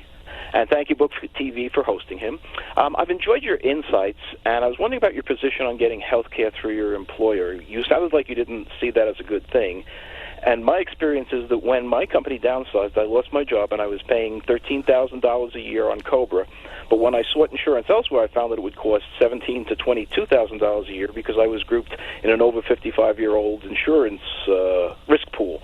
And the company-based risk pool allowed for better coverage and price. And as a consumer, that sounds like a better option. And I was wondering, what problems, if any, you saw with employer-based insurance plans, since I wasn't able to find better, cheaper plans. And shouldn't we be looking more towards the original Blue Cross Blue Shield model of nonprofit health insurance? Thank you. Interesting question, and that is a couple of things you touch on. One reason why employer-based, and by the way, if an employer wants to provide health insurance, I'm all for it. We think the way we do it is very attractive for getting and keeping good people. And but one of the challenges is that you mentioned you had COBRA, which was very expensive, but because of the tax situation, if you're an employer or self-employed, you get to deduct your premiums, which effectively reduces the cost quite a bit. If you're just an individual who either wants to change jobs or lost a job and has to go on COBRA, you go in the individual market, you have to pay with after-tax dollars. So already, when you go out there, you're 30, 40, 50% behind. And that's got to change. Another thing is that since the markets are all geared now for employers and third parties, I think with the changes we're talking about, you'll get the development of an individual market. And one of the reforms we have to make is to make it feasible and easier. When you leave an employer, you own the insurance policy, and if it costs $13,000, you pay $13,000. It's not 17 or 22 or 32, and or have to go on these exchanges where you have a $50,000 deductible and you have to go to specialists 500 miles away. That's the kind of system we have to change, and those changes are very feasible. And I think when hospitals and clinics know that the individual, actually controls the dollars, not the employer. Employers too often, and we're sort of guilty of it, we try to do our best, it's sort of one size fits all. We offer a policy, and we think it's a good one, especially that $2,500 we give you to meet the deductible, cash. You may conclude that doesn't fit your particular needs. Each individual has particular needs, and you should be able to choose what meets your needs, not what an employer thinks. So we want a true market. You can get it through the employer, you can get it through your union, you can get it through an association, a fraternal order, or whatever, or an individual market, just like you do with homeowners insurance or car insurance. I want that kind of competition where Flo and others and that Geico thing, whatever you call them, are saying, we got something better for you. We can do it cheaper for you. That's the kind of competition I want, and so I want you to control those dollars. And by the way, just one thing on this. Because of the system we have, again, nobody designed it, people don't realize how much they actually pay for health insurance. It's not just deductibles and co-pays. It's also the taxes you pay to the federal government to finance Medicare, the taxes you pay to the federal government to finance their portion of Medicaid, the taxes you pay to state governments to finance their portion of Medicaid, the salary that you might have lost because the company has to buy the health insurance that could have gone to you in terms of salary. It adds up to over your lifetime, without you even knowing it, you effectively spend $1.9 million on health care, and most people have no idea what the true price of what they're paying is. Now, for every author we have on In Depth on Book TV, we ask him or her for the books they're currently reading, some of the books that are important to them, their influences. Here are some of Steve Forbes' answers. And if you're on the line, stay on the line because we will be coming back to take your calls.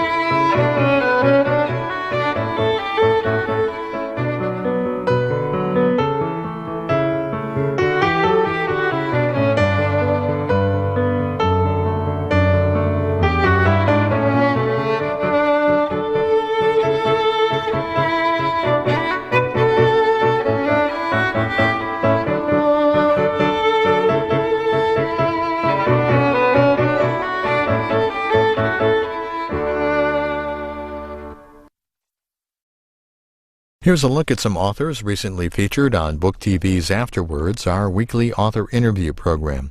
Demos Vice President of Policy and Research Tamara Drought talked about America's new working class and their potential political power.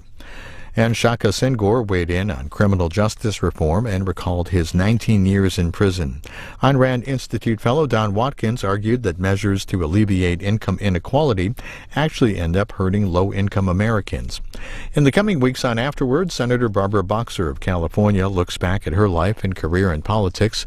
Nathalia Holt profiles the women instrumental in the development of America's space program in the 1940s and 50s. And this weekend, Senate Majority Leader Mitch McConnell talks about his political philosophy and how it's informed his time in the Senate. He talks with Senator Lamar Alexander.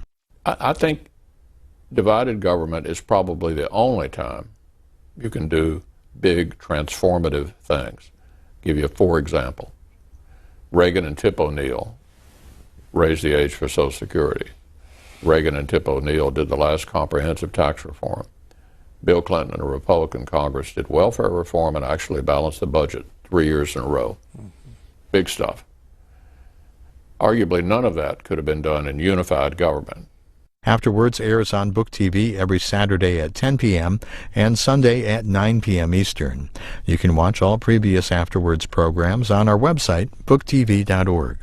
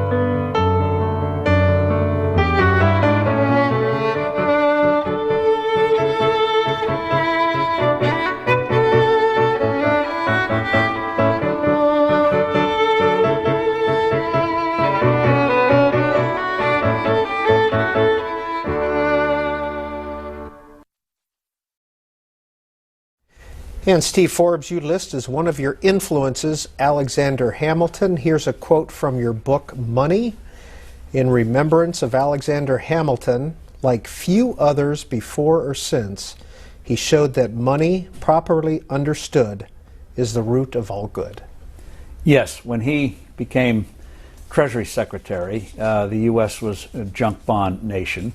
Our debts were a shambles, our finances were a shambles. He had studied the Bank of England. He had studied how Britain, smaller than France, because it did its finances right, was able to beat the French Empire. And so he wanted to take some of those basic principles here. One of them was he realized the need for a stable value for money, so he fixed the dollar to gold. He instituted a revenue system for the federal government so it would have a reliable source of revenue. He took over state debts because he wanted debt holders around the country to have a stake in the success of this new enterprise. So he took the shambles of the debt situation from the Revolutionary War, rationalized it, and he established the mint. He got a system of finance going that was critical and is underappreciated by historians. Maybe the play Hamilton will get people to look at Hamilton again in a more serious way. of a critical reason why we went from the small East Coast nation, largely farming, to the mightiest industrial nation in the world within 100 years. Extraordinary. Even more impressive than what Britain did. And Hamilton put the system in that made that possible, and we take it for granted. Have you seen Hamilton on Broadway? I haven't. I'll probably be about 3 years before I can get a ticket, but they're hard to get. Well, 202 is the area code. If you want to continue in our conversation with Steve Forbes today, we're going to put the phone lines up, we're going to put the social media addresses up, and we're going to put up the text address. Now, this is for text messages only, and it is 510-340-5559. That, again, is for text messages only. If you would like to send one, please include your first name and your city so we can identify you that way. That would be great. And I do want to go to a text message that we've been holding here, and this is from Scott in Wilkes-Barre, Pennsylvania. Mr. Forbes, would you consider a cabinet position in the Trump White House, specifically Secretary of the Treasury? The answer is if any president calls you, you take the call, and it's not likely to happen for a whole variety of reasons. But I'm glad Scott thinks that I would be qualified and get the call. But the key thing is to make sure the ideas are right, and the key thing too is whoever is president not only understands it, but will make clear to his or her staff, don't get in the way of the reforms that are needed. One of the banes of cabinet secretaryships today, and it really frustrates governors, is when you come in, you find out the president's just not your boss. It's just not going to Capitol Hill. You have all these White House staffers that think they know more than you do and don't mind trying to show how smart they are by micromanaging you. So you got to set out the rules in advance. But whoever's president, whether it's Donald Trump and he's head today, which can change, but whoever it is, I'll be sending my ideas. Even though I'm a Scotsman, I'll send them a free copy of my book. Why do you say it would not happen for a variety of reasons? One, there are a whole calculus of decisions, the factors that go into picking a cabinet member. Have you taken care of certain parts of the country, certain parts of the party, certain area groups that you want to show that you're attentive to? And so, there may be a headline about some crisis in Asia, so you might want somebody who's a recognized expert in Asia. A whole variety of things, and it's not just one post, it's a number of posts that go into this thing. And when you read how the cabinetry is actually done, it's kind of a helter-skelter thing. It's partly science. At the beginning they say, we'll come up with 10 names and blah, blah, blah, blah. And then at the end they say, well, this person might be good, but we have to use political capital to get him or her through Congress, through the Senate.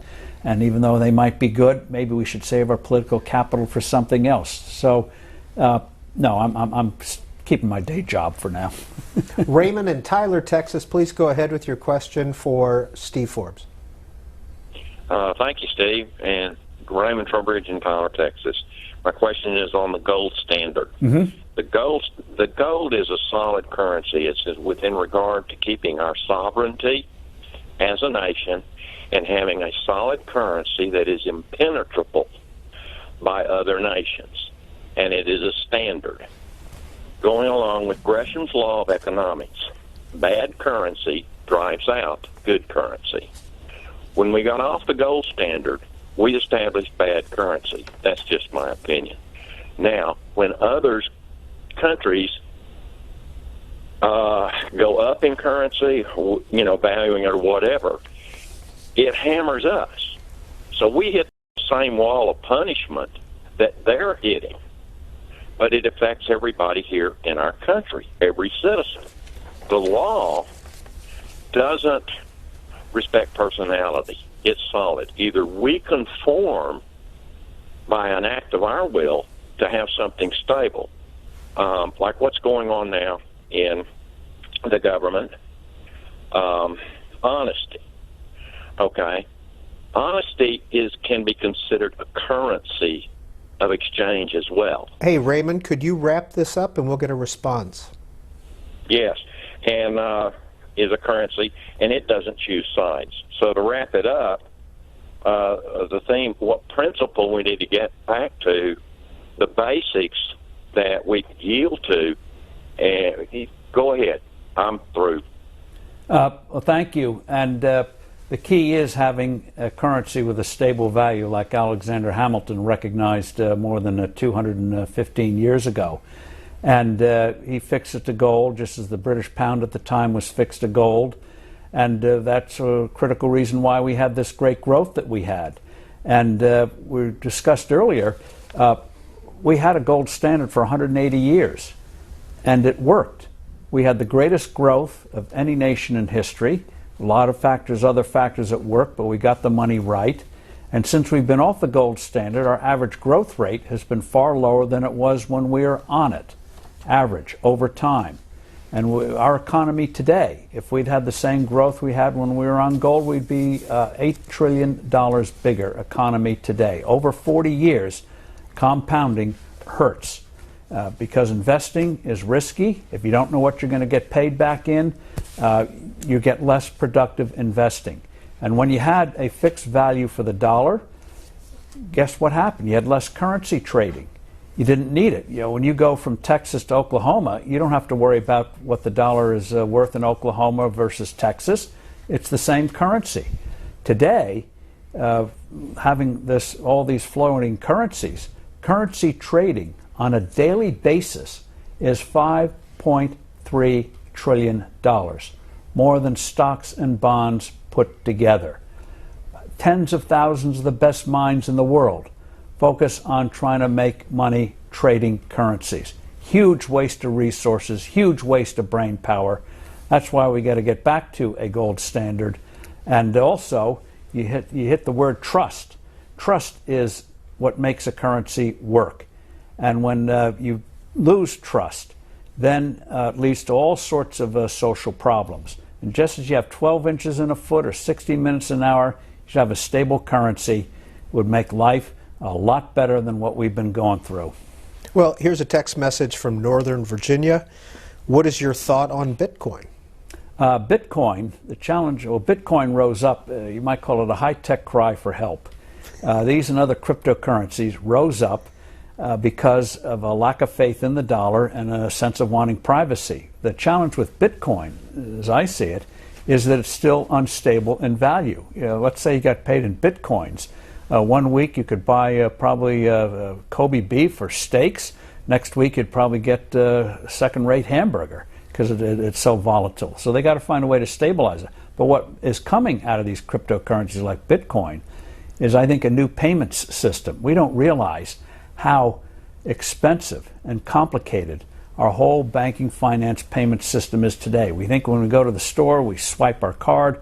Boy, isn't that magic? Yeah, it is. But you ask a merchant, why do I have to pay 3 to 6% for that card swipe? So what Bitcoin is showing is you can do this for a fraction of this payment system of what we have today. Not good news for some of the credit cards, not good news for American Express. And in terms of electronic banking, one of the countries that leads the world in electronic banking, because they have no choice, is Kenya. Handhelds, because they can't have a traditional system. And so here technology may come to the rescue, not only in the cost of transactions, but for developing countries, just as handheld devices in terms of telephones. You didn't have to have all of these telephone poles and all the old traditional infrastructure. You could get all around that with these handheld telephones, handheld devices. So too on banking. You may not have to have all the infrastructure we have today. You're already seeing online lenders beginning to emerge who can do it at a fraction of the cost and far more efficiently than the traditional system. So if you're in banking, it's not just government regulation that's killing you. The web may do to you what it did to the print industry. Well, in your book, Freedom Manifesto, we're taught in grade school that Thomas Edison invented the incandescent bulb because he wanted to create better lighting. True or false? He always wanted to do things better, but what this goes to show is that human emotions are there, and the key thing is to channel them in a productive direction. Thomas Edison was mad at the gas man. In those days, gas was the chief source of illumination. And he, being an entrepreneur, was always falling behind on his bills. And we have a note. My grandfather, back in 1920, sent Edison a note about, is this legend about why you invented the incandescent light bulb was true? And Edison wrote back to my father. He said, yes, in essence, it's true. He said, I was paying a sheriff $5 a day to postpone a judgment on my small factory. Then came the gas man. He cut off my gas. That made me so mad that I read up on gas techniques and technology to see if electricity couldn't be made to replace gas. He said, I stuck to it, but I didn't hurt them at all, except lately, 40 years. So his anger at the gas man that had Edison go for the incandescent light bulb and electricity to replace traditional gas. So when you get angry, think of, how can I make money off of this? Joe's in Carmel, Indiana. Hi, Joe. Hi, Steve. I'd like to hear your critique of the fair tax and whether you think Donald Trump would be opposed to the fair tax because it would hit big real estate projects so hard. In terms of the fair tax, it's a national sales tax. We discuss it extensively in the book, several pages. The effective rate is not the advertised 23. We explain why the real rate is 30%. So if you go in the store and buy something for $100, you're going to pay a $30 sales tax on it. And it's meant to replace the income tax and the payroll tax, and primarily. But the challenge with the national sales tax is severalfold. One is just political. When you say a 30% rate, people just recoil. You can talk about embedded prices all you want. They just think, oh my God, I'm going to have to, when I buy a new house, I'm going to have to pay a 30% tax. Yes, you will. And so that's a challenge. Another challenge, which is also very important, is the 16th Amendment to the Constitution. 16th Amendment allows Washington to impose an income tax. If you don't repeal the 16th Amendment to the Constitution, I guarantee you, you'll eventually have, as you have in most countries and most states, both an income tax and a sales tax. Like in Europe, they have high income taxes and they have what they call a value-added tax, which is a sort of a sales tax. And so you got to repeal the 16th Amendment. Then you have the challenge of compliance. It's one thing to put a tax on a product, but what about services? When you get high rates, then people have a huge incentive to get around that. A kid comes and cuts your lawn. You're going to pay a 30% tax on that? I don't think so. We talked about the fair tax says they'll put the fair 30% tax on a new house, but not on an existing house. Well, then you get into a problem of defining what is new and what is a traditional house. Let's say you take a traditional house, you gut the thing, keep the facade maybe, and redo the whole thing. Does a 30% sales tax apply to that? So you're going to have to deal with these thorny particular questions. And then who collects the tax? The fair tax people, the sales tax people say they want the states to collect it, but they're only going to pay the states 1/4% to collect the thing. Not much of an incentive. The state will make sure they get their tax, but they don't care about Uncle Sam. And so you take the 30% rate, you combine it with some states like California, you get 8 or 10%. People just think 38, 40% sales tax, very, very hard sell. And you have the definition problem. You have the definition of, for example, on the sales tax, if you buy something for your business, you don't pay the sales tax. That's what the fair tax people say. So let's say I go to Home Depot, buy some lumber, say I'm using it to build furniture for my business. Well, who's going to check to make sure you just didn't do it for your own home improvement and you use it to sell something online? So you have real thorny compliance problems. You can probably get around these, but I want change now. Now, flat tax, it's already been done around the world. We can do it quickly. Maybe a fair tax can be done with education in the next generation, but we need action now. So someone wants to go out and buy your book. Which of your books would you recommend? Well, all of them. They make great, you don't have to go to college, you just get these books. I think in terms of the political season, the Reviving America explains in a very straightforward way 3 big things that need to be done. And we've got to get these issues out there, not just in this election season, but next year on the federal level and also on the state level. And health care, it's 20% of our economy. It's the most personal thing possible. It affects all of us. Clearly, it's not working. And the whole idea, and this is where the candidates failed, we can turn what looks like a hopeless, complicated mess where the bureaucrats always seem to be playing whack-a-mole. They get a problem here, whack, it comes up there, whack, whack, whack, into something dynamic like high tech, where we all come out ahead. This is exciting stuff. From your book, Money, what kind of society sells a lifelong burden of indebtedness to people inexperienced with money who are at the beginning of their working lives? You mentioned college. Well, we all now, it's even 2-3 years ago, college debt was just beginning to emerge as an issue. But now it's well over $1 trillion.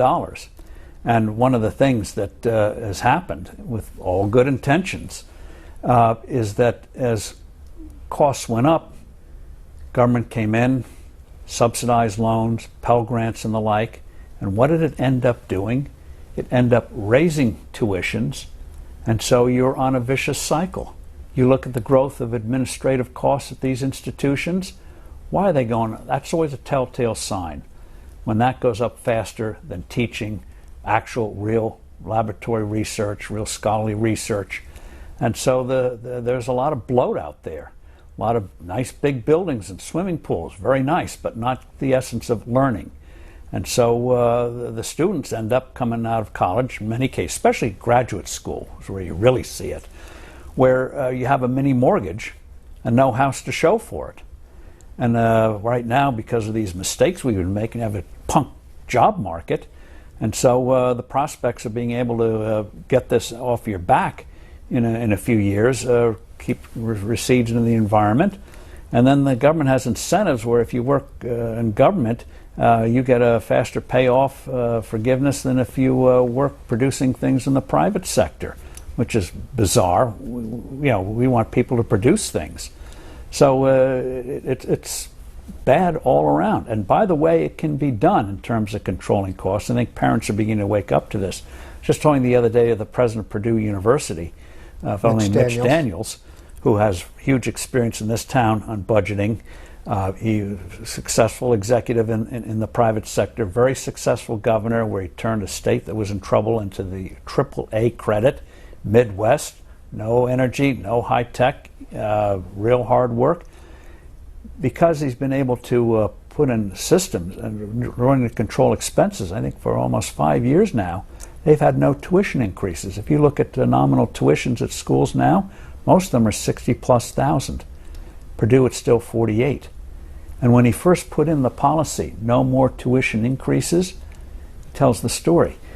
The admissions department said, this will hurt us attracting students. He said, what do you mean? If our price is less than others, people are going to think we're an inferior institution, because why are we cheaper? Must be we're not as good. Now it's the opposite. They say, can we say again there's going to be no tuition increase, because a lot of kids we want to get who really love the idea, only paying 48, getting hit with 48 instead of 60 or 65. So, and he also makes a very good point.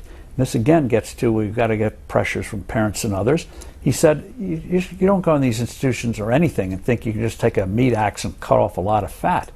He said a better analogy is that the fat is marbled throughout the animal. And so you have to get people inside to work with you, put incentives inside to cut out these unnecessary costs. But over time it adds up. That's the model, Purdue. Well, Mr. Forbes, you're the father of 5 daughters. Have you figured out how much you've spent for college educations? I don't want to know. And but the thing is, parents want to do it. But I think now, apropos of that initial admissions department response to Mitch Daniels, President Daniels, is that parents are now saying more and more, what are we getting for this money? What are you getting as a student? And this leads to pushing kids to do more economics, more business, but you also still want to have a system where they can do the humanities. Steve Jobs understood humanities and sciences are not polar opposites. Each reinforce the other. They're intermingled, like that marbling in the animal. And Norman Borlaug, the famous Nobel Prize, he died several years ago, but he created the Green Revolution, which saved hundreds of millions of people around the world from famine in India and elsewhere, huge advances in seeds. And so he majored, I think it was in chemistry or whatever, in college. And I remember hearing him give an address to students at a graduation 20 years ago. And he said to students, he said, don't specialize too early, or if you do, make sure you take courses outside your comfort zone. Because he said, you never know what you might need to draw on in life. When he started to make the breakthrough in the Green Revolution, he said, I knew about economics, which I didn't study very much. I need to know about politics. All these things that were outside my immediate sphere, I had to draw on. So see it as a way of exercising the mind. And one thing Purdue does, I think I get this right, is Daniels discovered when he went there, they had a core curriculum, but it had 363 courses, like ceramics. He said, what's this doing here? So what they did is put together what you might call a package of courses. So you take real humanities courses, because most of the kids who go there are engineers, going to major in engineering, one sort or another. But as the incentive of taking this package, instead of picking a course here because it might be easy, or you don't have to go to class on Saturday or Sunday or whatever, if you take that package, you get a certificate. Not just a diploma, but a certificate. You completed this course of humanities. One extra thing that you can add to your when you go out into the workforce. So college is ripe for entrepreneurial innovation. John, Ocean Springs, Mississippi, you're on the line with author Steve Forbes. Hi, Mr. Forbes. How are you? How are you? Good. I'm interested in your thought on the Obama health care repeal, and I'm wondering why you didn't look at the Bush care Part D prescription drug program as being repealed. That program costs about $70 billion a year and has the highest drug costs in the world, I believe. I have the VA program, and with negotiated drug prices, we get half of what Medicare, what the Part D program has, because the Bush plan has no negotiations in it. So I think why don't we repeal the Part D prescription drug plan? All right, let's get a response. Thank you, John. In terms of the what they call, I think, Part D of Medicare, which is the drug plan, I think that's it. Maybe it's Part C, but anyway, the challenge there is, again, the whole medical system, healthcare system, does not have real free markets, and one of the things that badly need reform is the whole area of approval of new drugs. The Food and Drug Administration largely still has the mentality of the 1950s. For example, they love clinical trials, which back then made sense. But for a lot of these new drugs today for cancer, why should you have to take a placebo when there might be something already there that can help you out with a disease that can kill you? And so they've got to radically reform. And I think if you get effective reform there, and so you don't have to spend $2 billion to bring a new drug to market, which is what you have now. When you go overseas, for example, those countries, when they buy drugs from our companies here, in effect get it at low cost because they don't pay for the research and development, that $2 billion that went into to create the drug. So if we get reform there, you'll get more drug makers. Right now, a company that starts out with a promising drug often has to sell out or partner with an existing drug company to get through the maze at the FDA, which ends up costing us. So again, I think that would be ripe for reform. And what George W. Bush did on that part, even though the cost came in below estimation, is one thing where government didn't underestimate the costs. You're right that it's a whole part of the whole problem, and caused a lot of anger among Republicans, which eventually led to their defeat in 2006. So yeah, more free markets, more consumer patient choice, and we'll get, again, it sounds utopia in healthcare, but it will work. We've seen pieces of it where you will get more for less. Jim, Anchorage, Alaska. Hi, Jim. Hello, Steve. Thanks for taking my call. I got a small question concerning health care. Currently, when a person is discharged from a hospital, he or she can receive bills 1, 2, 3, 6 months, a year later. And these bills come from the labs, the doctors, the hospital. They're also hard to read. It looks to me as though with computers, and if all groups that bill knew this, that when that patient left the hospital, they have one bill, they would have their bills there on time. And the patient would more easily know if the charges were applicable to that particular operation or whatever. I was just wondering, what do you see as an impediment to this type of billing? When you get a car fixed, you get one bill. You don't get a bill for the nuts, the bolts. The person that's working someplace else, you don't get different costs coming in. I was just wondering what your thoughts are on implementing such of a procedure. Well, you hit on a system where the patient is really not the customer, but the third parties, government and large insurers, the insurance companies, the government, and employers. And if you go to a hospital or clinic today and you ask what a treatment's going to cost, and because we've grown up with the system, we don't realize how strange this is, you get a very strange look.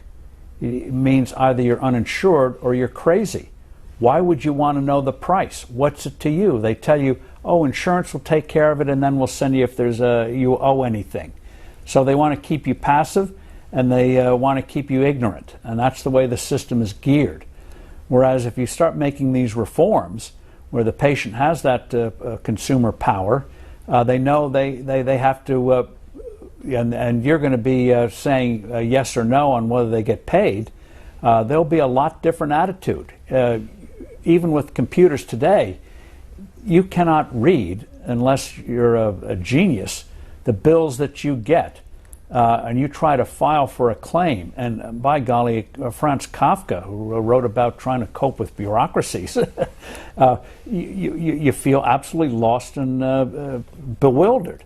And no hotel, or as you point out with a car repair, would dare give you a bill that you normally get from a hospital. And because it's third-party paid and not you, the patient, you end up getting, they say, well, the insurance company takes 3 months to decide how much of the $500 thing is they're going to cover and how much you're going to cover.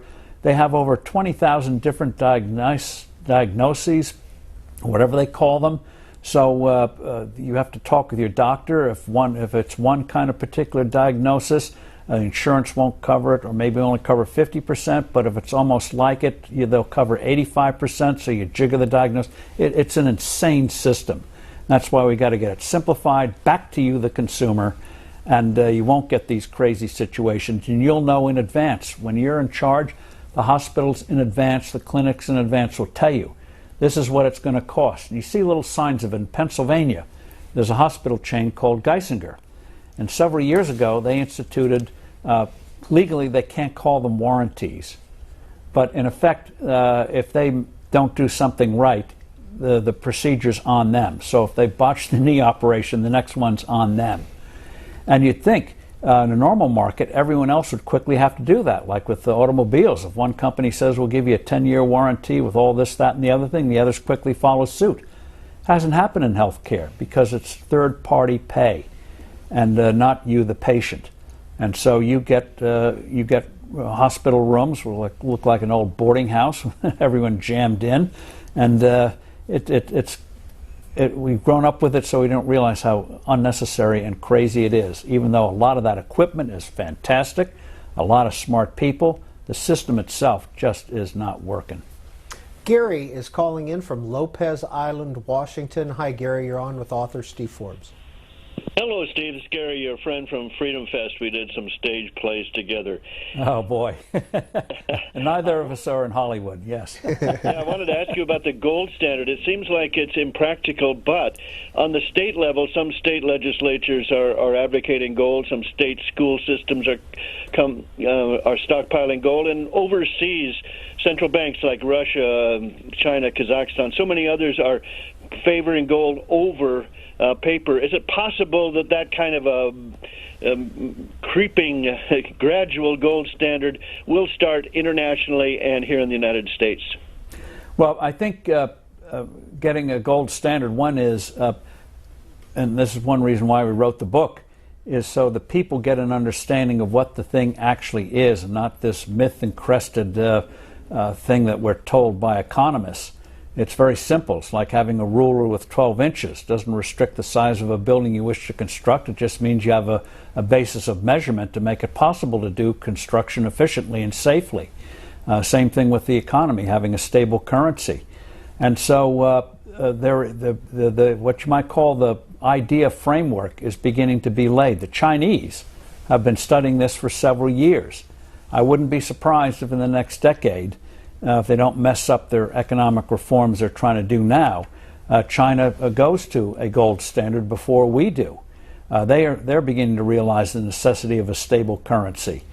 And so I think, yes, it's beginning to happen, and the more we get people studying it, what it really is and what it isn't, I think you're right. It will happen. And state level, the states can contribute to it by doing what Utah and others have done.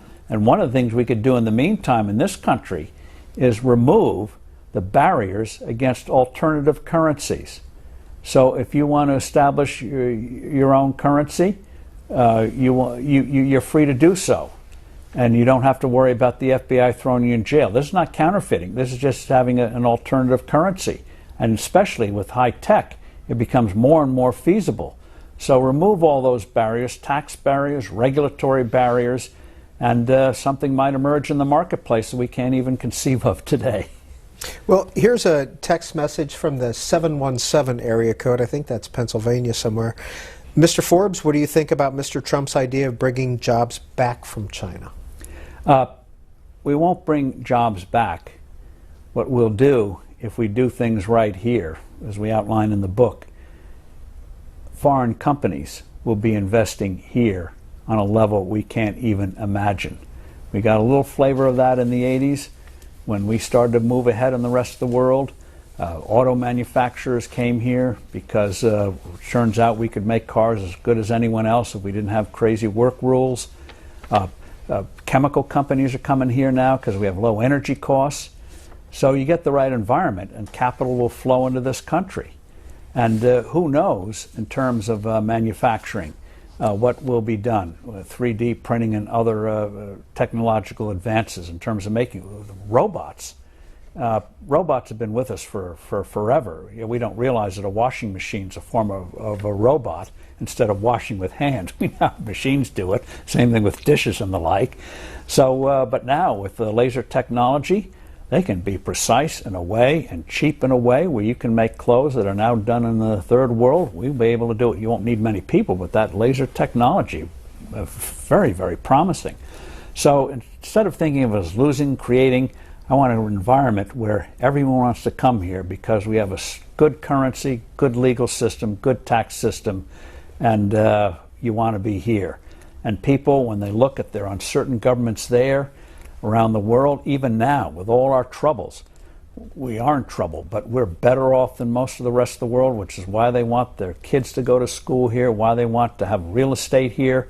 They realize this is a safer place than just about anywhere else in the world.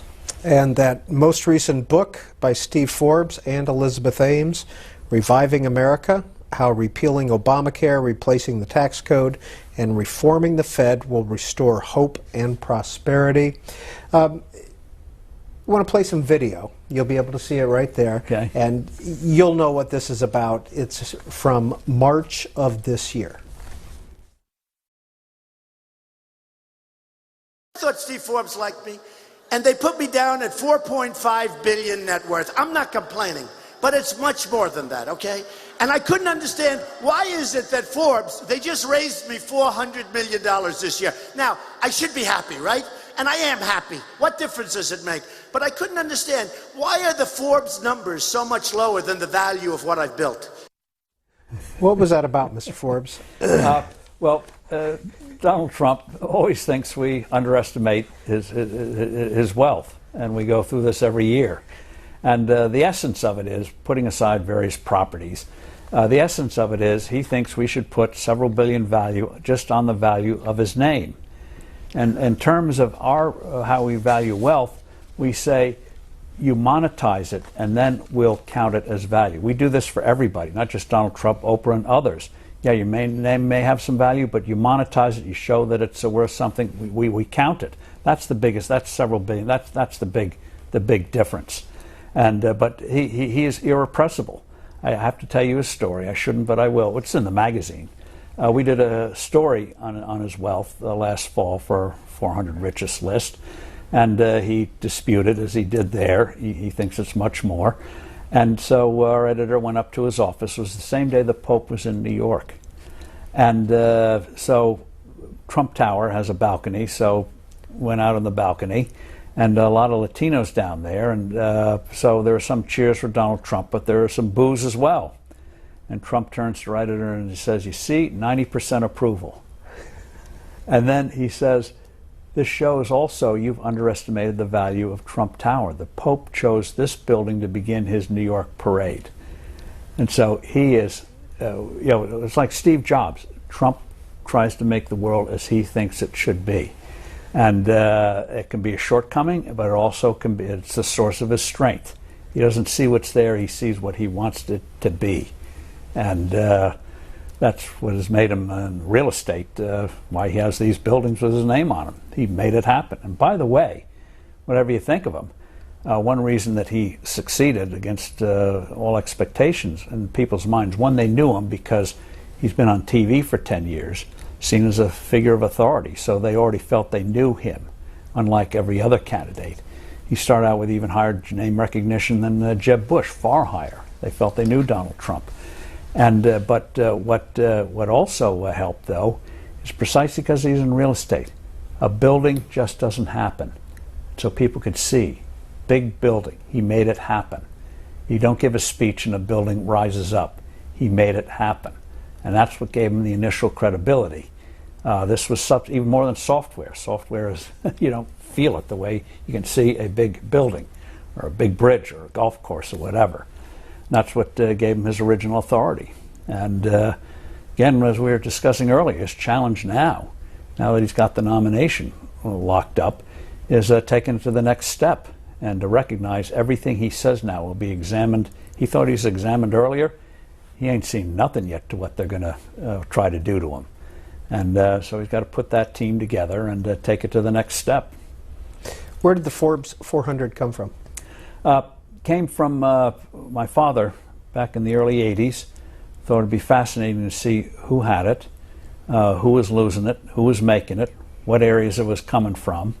And so he said to our editors, we're going to do the 400. He picked 400 because back in the late 1800s, a man had the 400 of the New York most powerful people, so it sounded like a good number.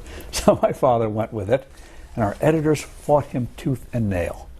They said, this is not like a publicly traded company where you can add up what shares are worth and what the company's capital is and all that kind of thing. How can we do this? And it can't be done. So finally my father said, if you're not going to do it, I'm going to take money and I'm going to do it myself. And so finally they got together and put the team together and started to do it. As we've made clear, these are estimates.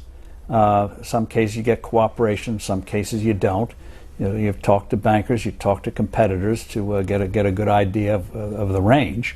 And my father's hunch was right. The volatility each year, you get 5, 10, 15% change as people move up, go down. We have lists who's on, who came on, who was on a few years ago, then fell off, then came on again. Energy sector, obviously a lot of those people have taken a huge hit. And so it's the churn is quite amazing. And you see the same thing around the world. And we think of wealth as piles of gold. No, it can be here today and gone tomorrow, as we found out. And look at the price of oil. Do other people like Donald Trump dispute or want to be on the list? Donald not only wants to be on the list, he thinks we never get it right, that we're always too low. Even though we've gone up several years ago, he's $2 billion. He thought it was 4. Now we have him at 4.5. He thinks it should be 8.5 or 10 or pick a number. So we're always 50% behind in the way he calculates it. But a lot of others want to be off of it. I think the classic case was, in terms of complaint, was a fellow who called up several years ago, furious.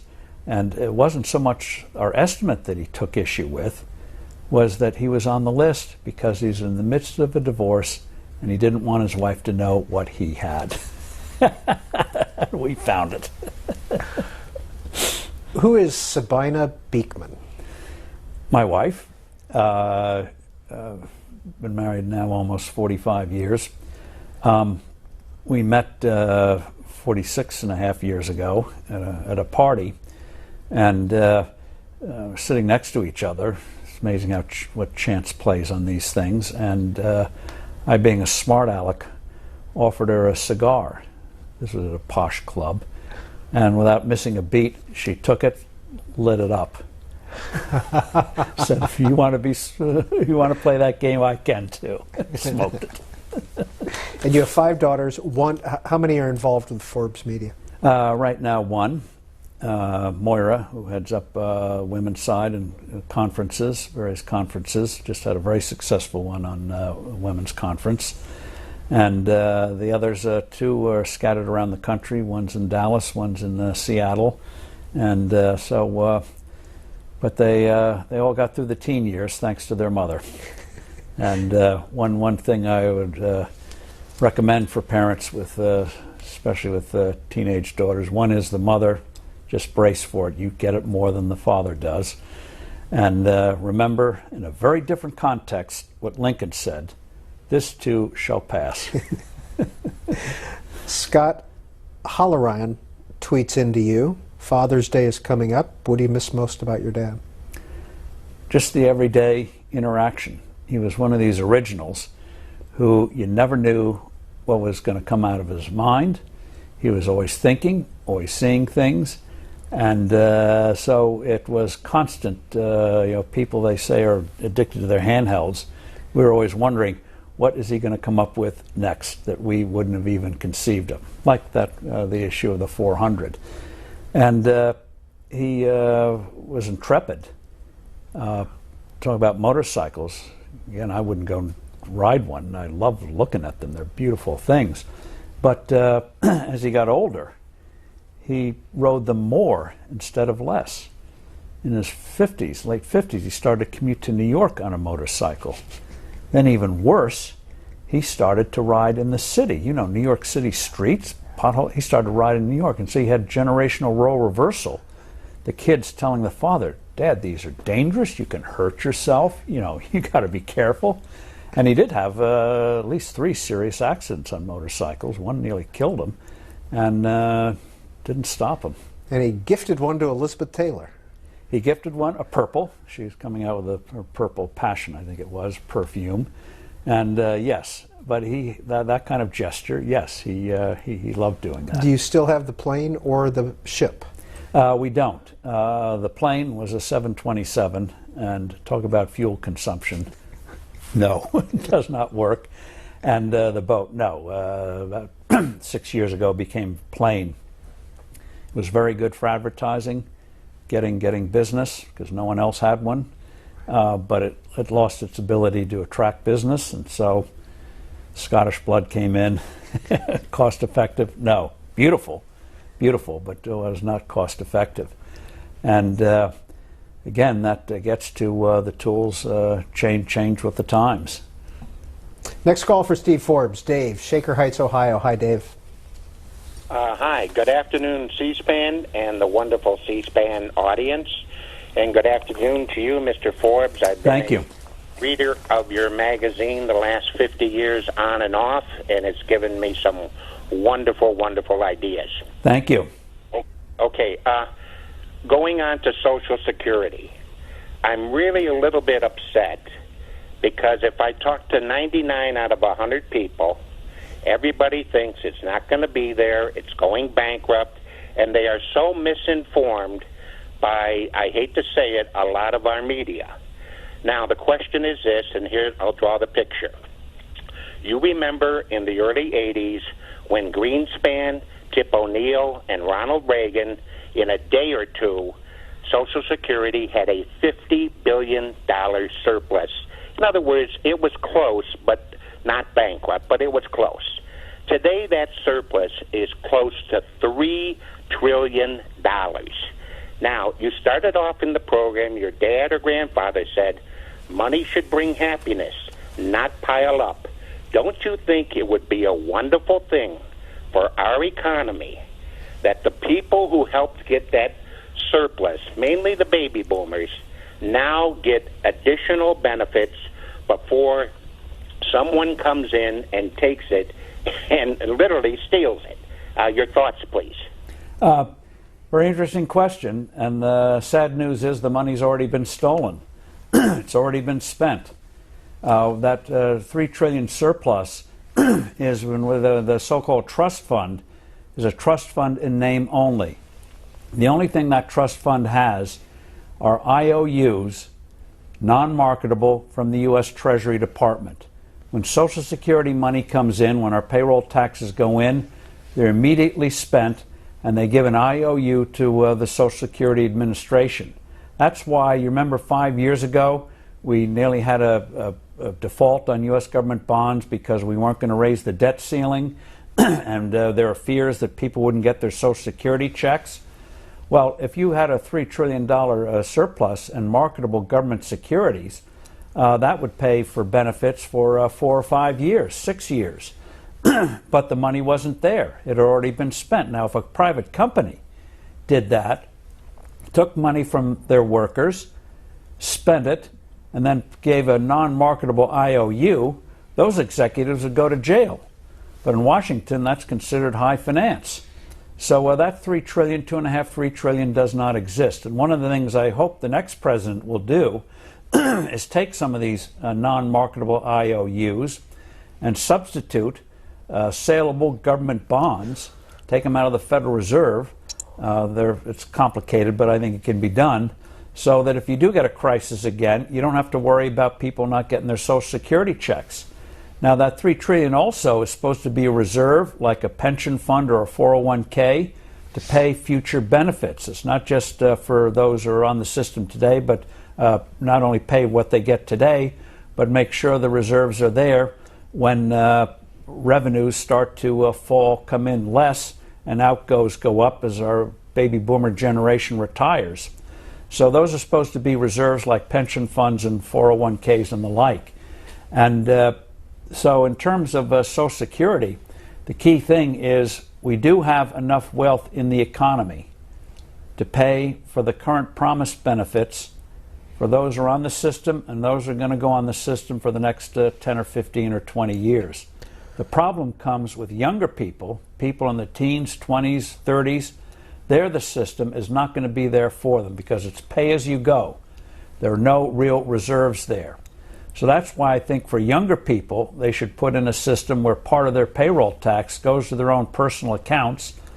Plenty of rules and regulations about diversity, diversifying. They can't spend it, but it's their property. Right now, those benefits you pay in, each year you get a notice from Social Security saying what you're going to get under certain assumptions. You think, oh, this is money that's there. It isn't.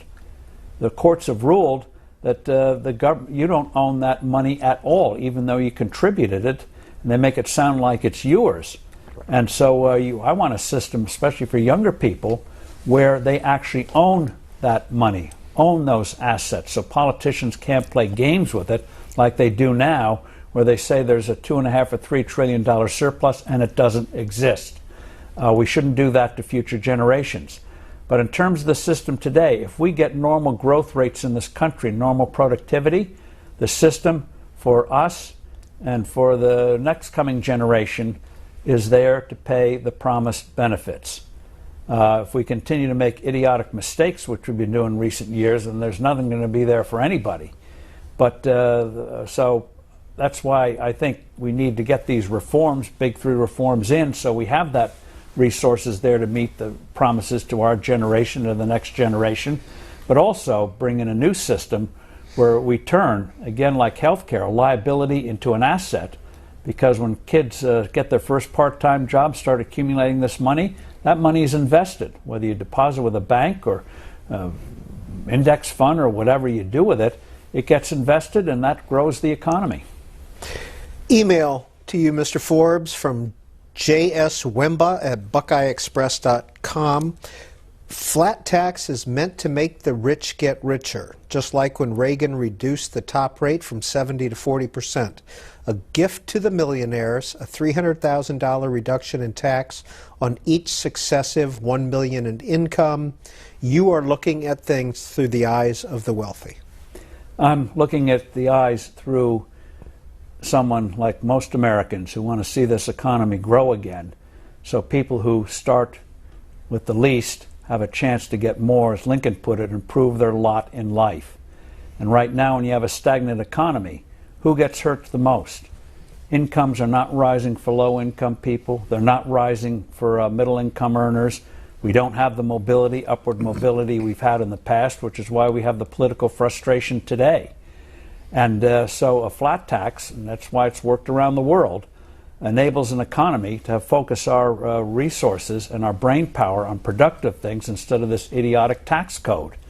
And so in terms of growing incomes, by the way, John Kennedy, we always talk about Ronald Reagan, John Kennedy reduced income tax rates across the board, about 23, 25%, including the top.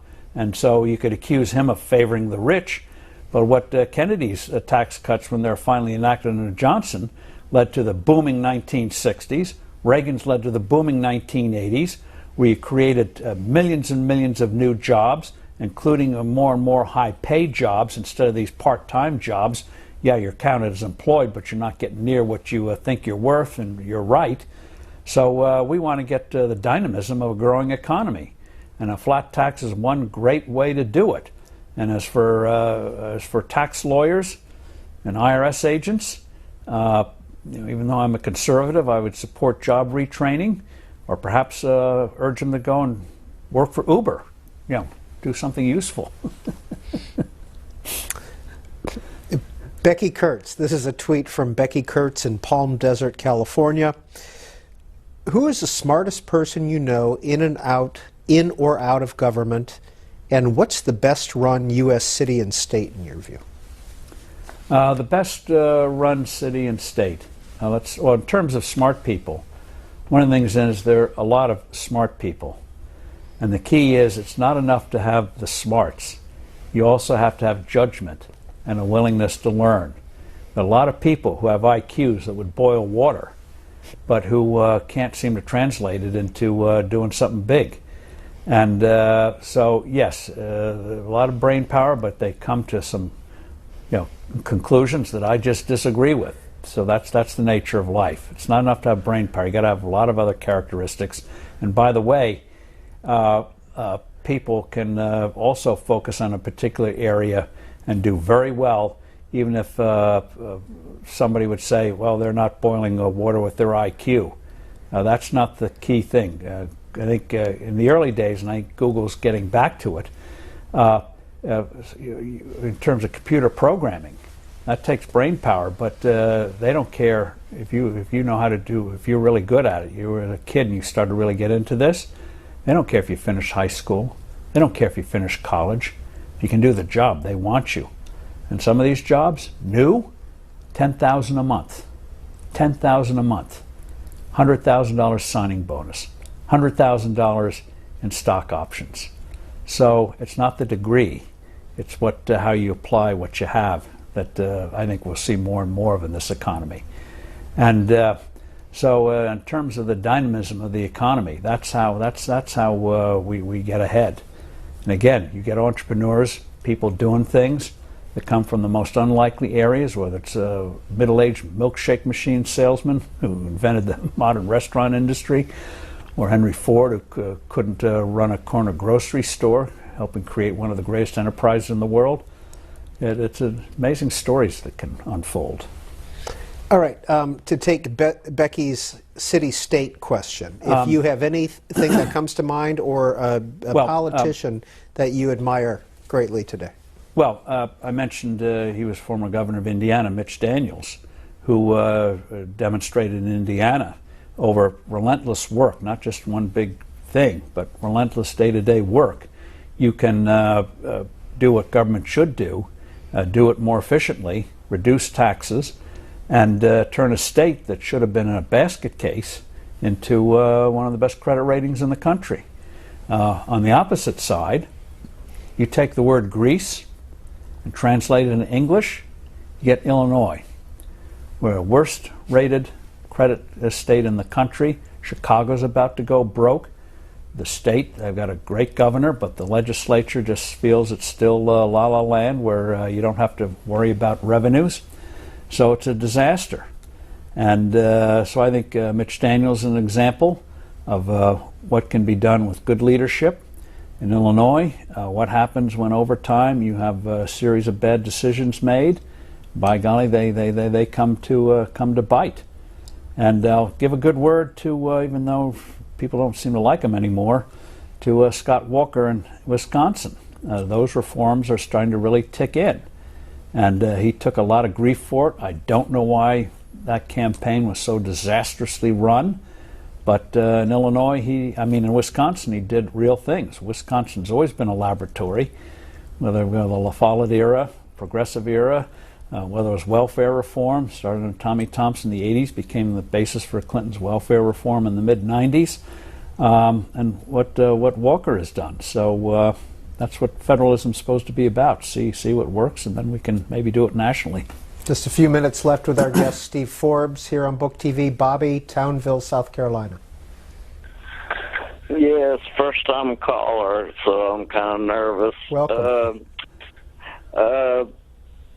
I'm 50. When I was 45, my family has a history of heart disease, and I played golf the week before, through batting practice to 16, 9 and 10-year-olds, and played softball. But that Friday, I had a heart attack when I was 45.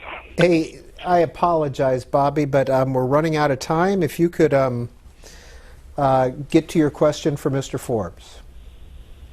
I will. I have looked up his site, and I will write him. Thank you, sir. Thank you. Thanks for calling in. Ron is in Orford, New Hampshire. Hi, Ron. Hi, thank you for taking my call. Steve, I wanted to ask you about the tax that's implemented with the Uniting Amendment. It's a flat tax, but it has no exemptions and no deductions at all. So a revenue-neutral flat tax with those conditions is about 0.5%, and it taxes everything. And the advantages are it gets rid of the distortions of our current system that undertaxes the intermediate sales, and it would have side effects like discouraging high-frequency stock trading and making long-term investments more tax efficient, and the poor would only pay 0.5% on their income. So I was wondering what you thought about that tax. Anything that's low is music to my ears. So if you want to send me more detail on that, and we do have to get rid of the 16th Amendment of the Constitution, do something where the tendency is whenever you bring in a new tax, it stays, and the other taxes stay, and very, very hard to get them down once they're implanted. So, let me know what the idea is. When you say tax everything, that encompasses a lot of things. I want to be sure I know what exactly we're getting into. Thank you. Neville, Cleveland, Ohio. Hi, Neville. I'd like to ask whether your client has got any opinion about philanthropy. You know, Warren Buffett and Bill Gates say a lot about philanthropy. I've been listening so far. I've not heard Mr. Forbes say anything about philanthropy. Does he have an opinion about the way wealthy people distribute or pass on their funds to other people, other groups, other nations? What do you think, Neville? I mean, what do you think the view should be? What is your point? My opinion is that Warren Buffett and Bill Gates are setting a fine example. Thank you, sir. Steve Forbes. One of the amazing things about the United States is that we are the most philanthropic nation in the world. Cash gifts are over $300 billion a year. That doesn't count the millions, tens of millions, hundreds of millions of hours that people contribute in terms of volunteer time. And that's been true almost from our very existence. And we're also the most commercial nation ever invented, and people think they're opposite poles. They're not. Commerce is about meeting the needs and wants of other people. Effective philanthropy, the same thing. And there are many examples, you mentioned Gates and Buffett, of people who've done very well in the private sector are also very effective in philanthropy. What Gates is doing in terms of fighting malaria and other diseases, very, very inspiring. What he's trying to do in education. And I think Warren Buffett made a very good point. We do a philanthropy conference each year, and one of the points that Buffett likes to make is that in terms of if you're an entrepreneur and want to get involved in philanthropy, don't go for the things that have already been done, what he calls the relatively easy things. Go for something where you have a high risk of failure. Go out of the bounds, frontiers. Try to make things happen. You may not work for a while, just like new businesses. Most don't succeed, but go on the frontier and go out of your comfort zone and try to make things happen that others haven't done yet to be effective philanthropists. So in terms of the reforms, one of the things we point out in the book on the tax side is when the American people have more, they give more. They don't need to be bribed by the tax code. Even before we had an income tax, we were a very philanthropic nation. And in the 1980s, just to close with one story, in the 1980s, a lot of philanthropists thought that when Reagan cut the top rate from 70%, eventually went down to 28%, that would hurt charitable giving. Because Uncle Sam, in effect, wouldn't be subsidizing 70% of the dollar given, but only 28 cents of each dollar given. But what happened was the opposite. People not only gave more, but the rate of growth went up as well. So when people have more, they give more. And in this country, research shows that roughly the American people in cash gifts give about 2%, equivalent of 2% GDP a year. So that's about roughly $350 billion. And in good times, it may go up a little bit to 2.2, and rough times, it may go down a little bit, 1.8. But it's fairly constant. So the bigger the economy, the more people give. More people have, the more they give. Steve Forbes, we tried to do this program back in April. What happened? We had a train accident. I was coming down on the Acela Amtrak and outside of Philadelphia, and suddenly the train came to an abrupt halt. Not the kind of thing normally slowing down around a curve or anything. Fortunately, we were in the last car, back of the train, and so we were jolted and our coffee flew and things flew, but thankfully we didn't. In the front of the train, you'd had some real injuries, and sadly, two workers, how it came that you had people working on a track with a train coming on, in this day and age especially, those two workers were killed. And so we're in the back car. We stopped. Nothing was said.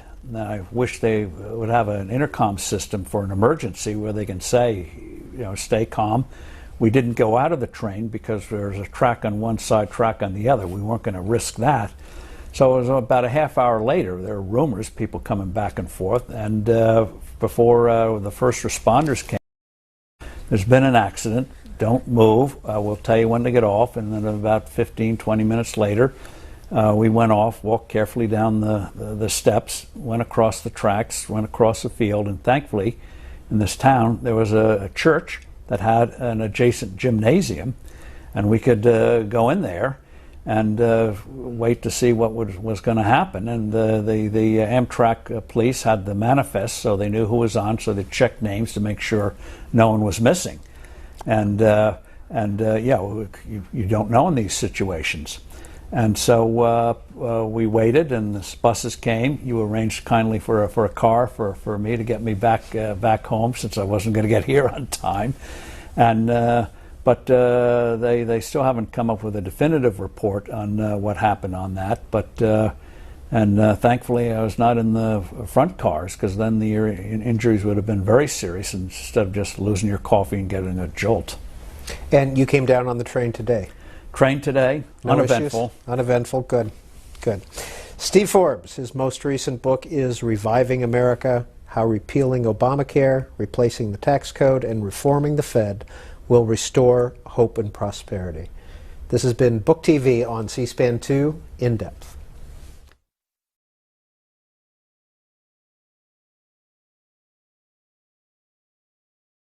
C-SPAN, created by America's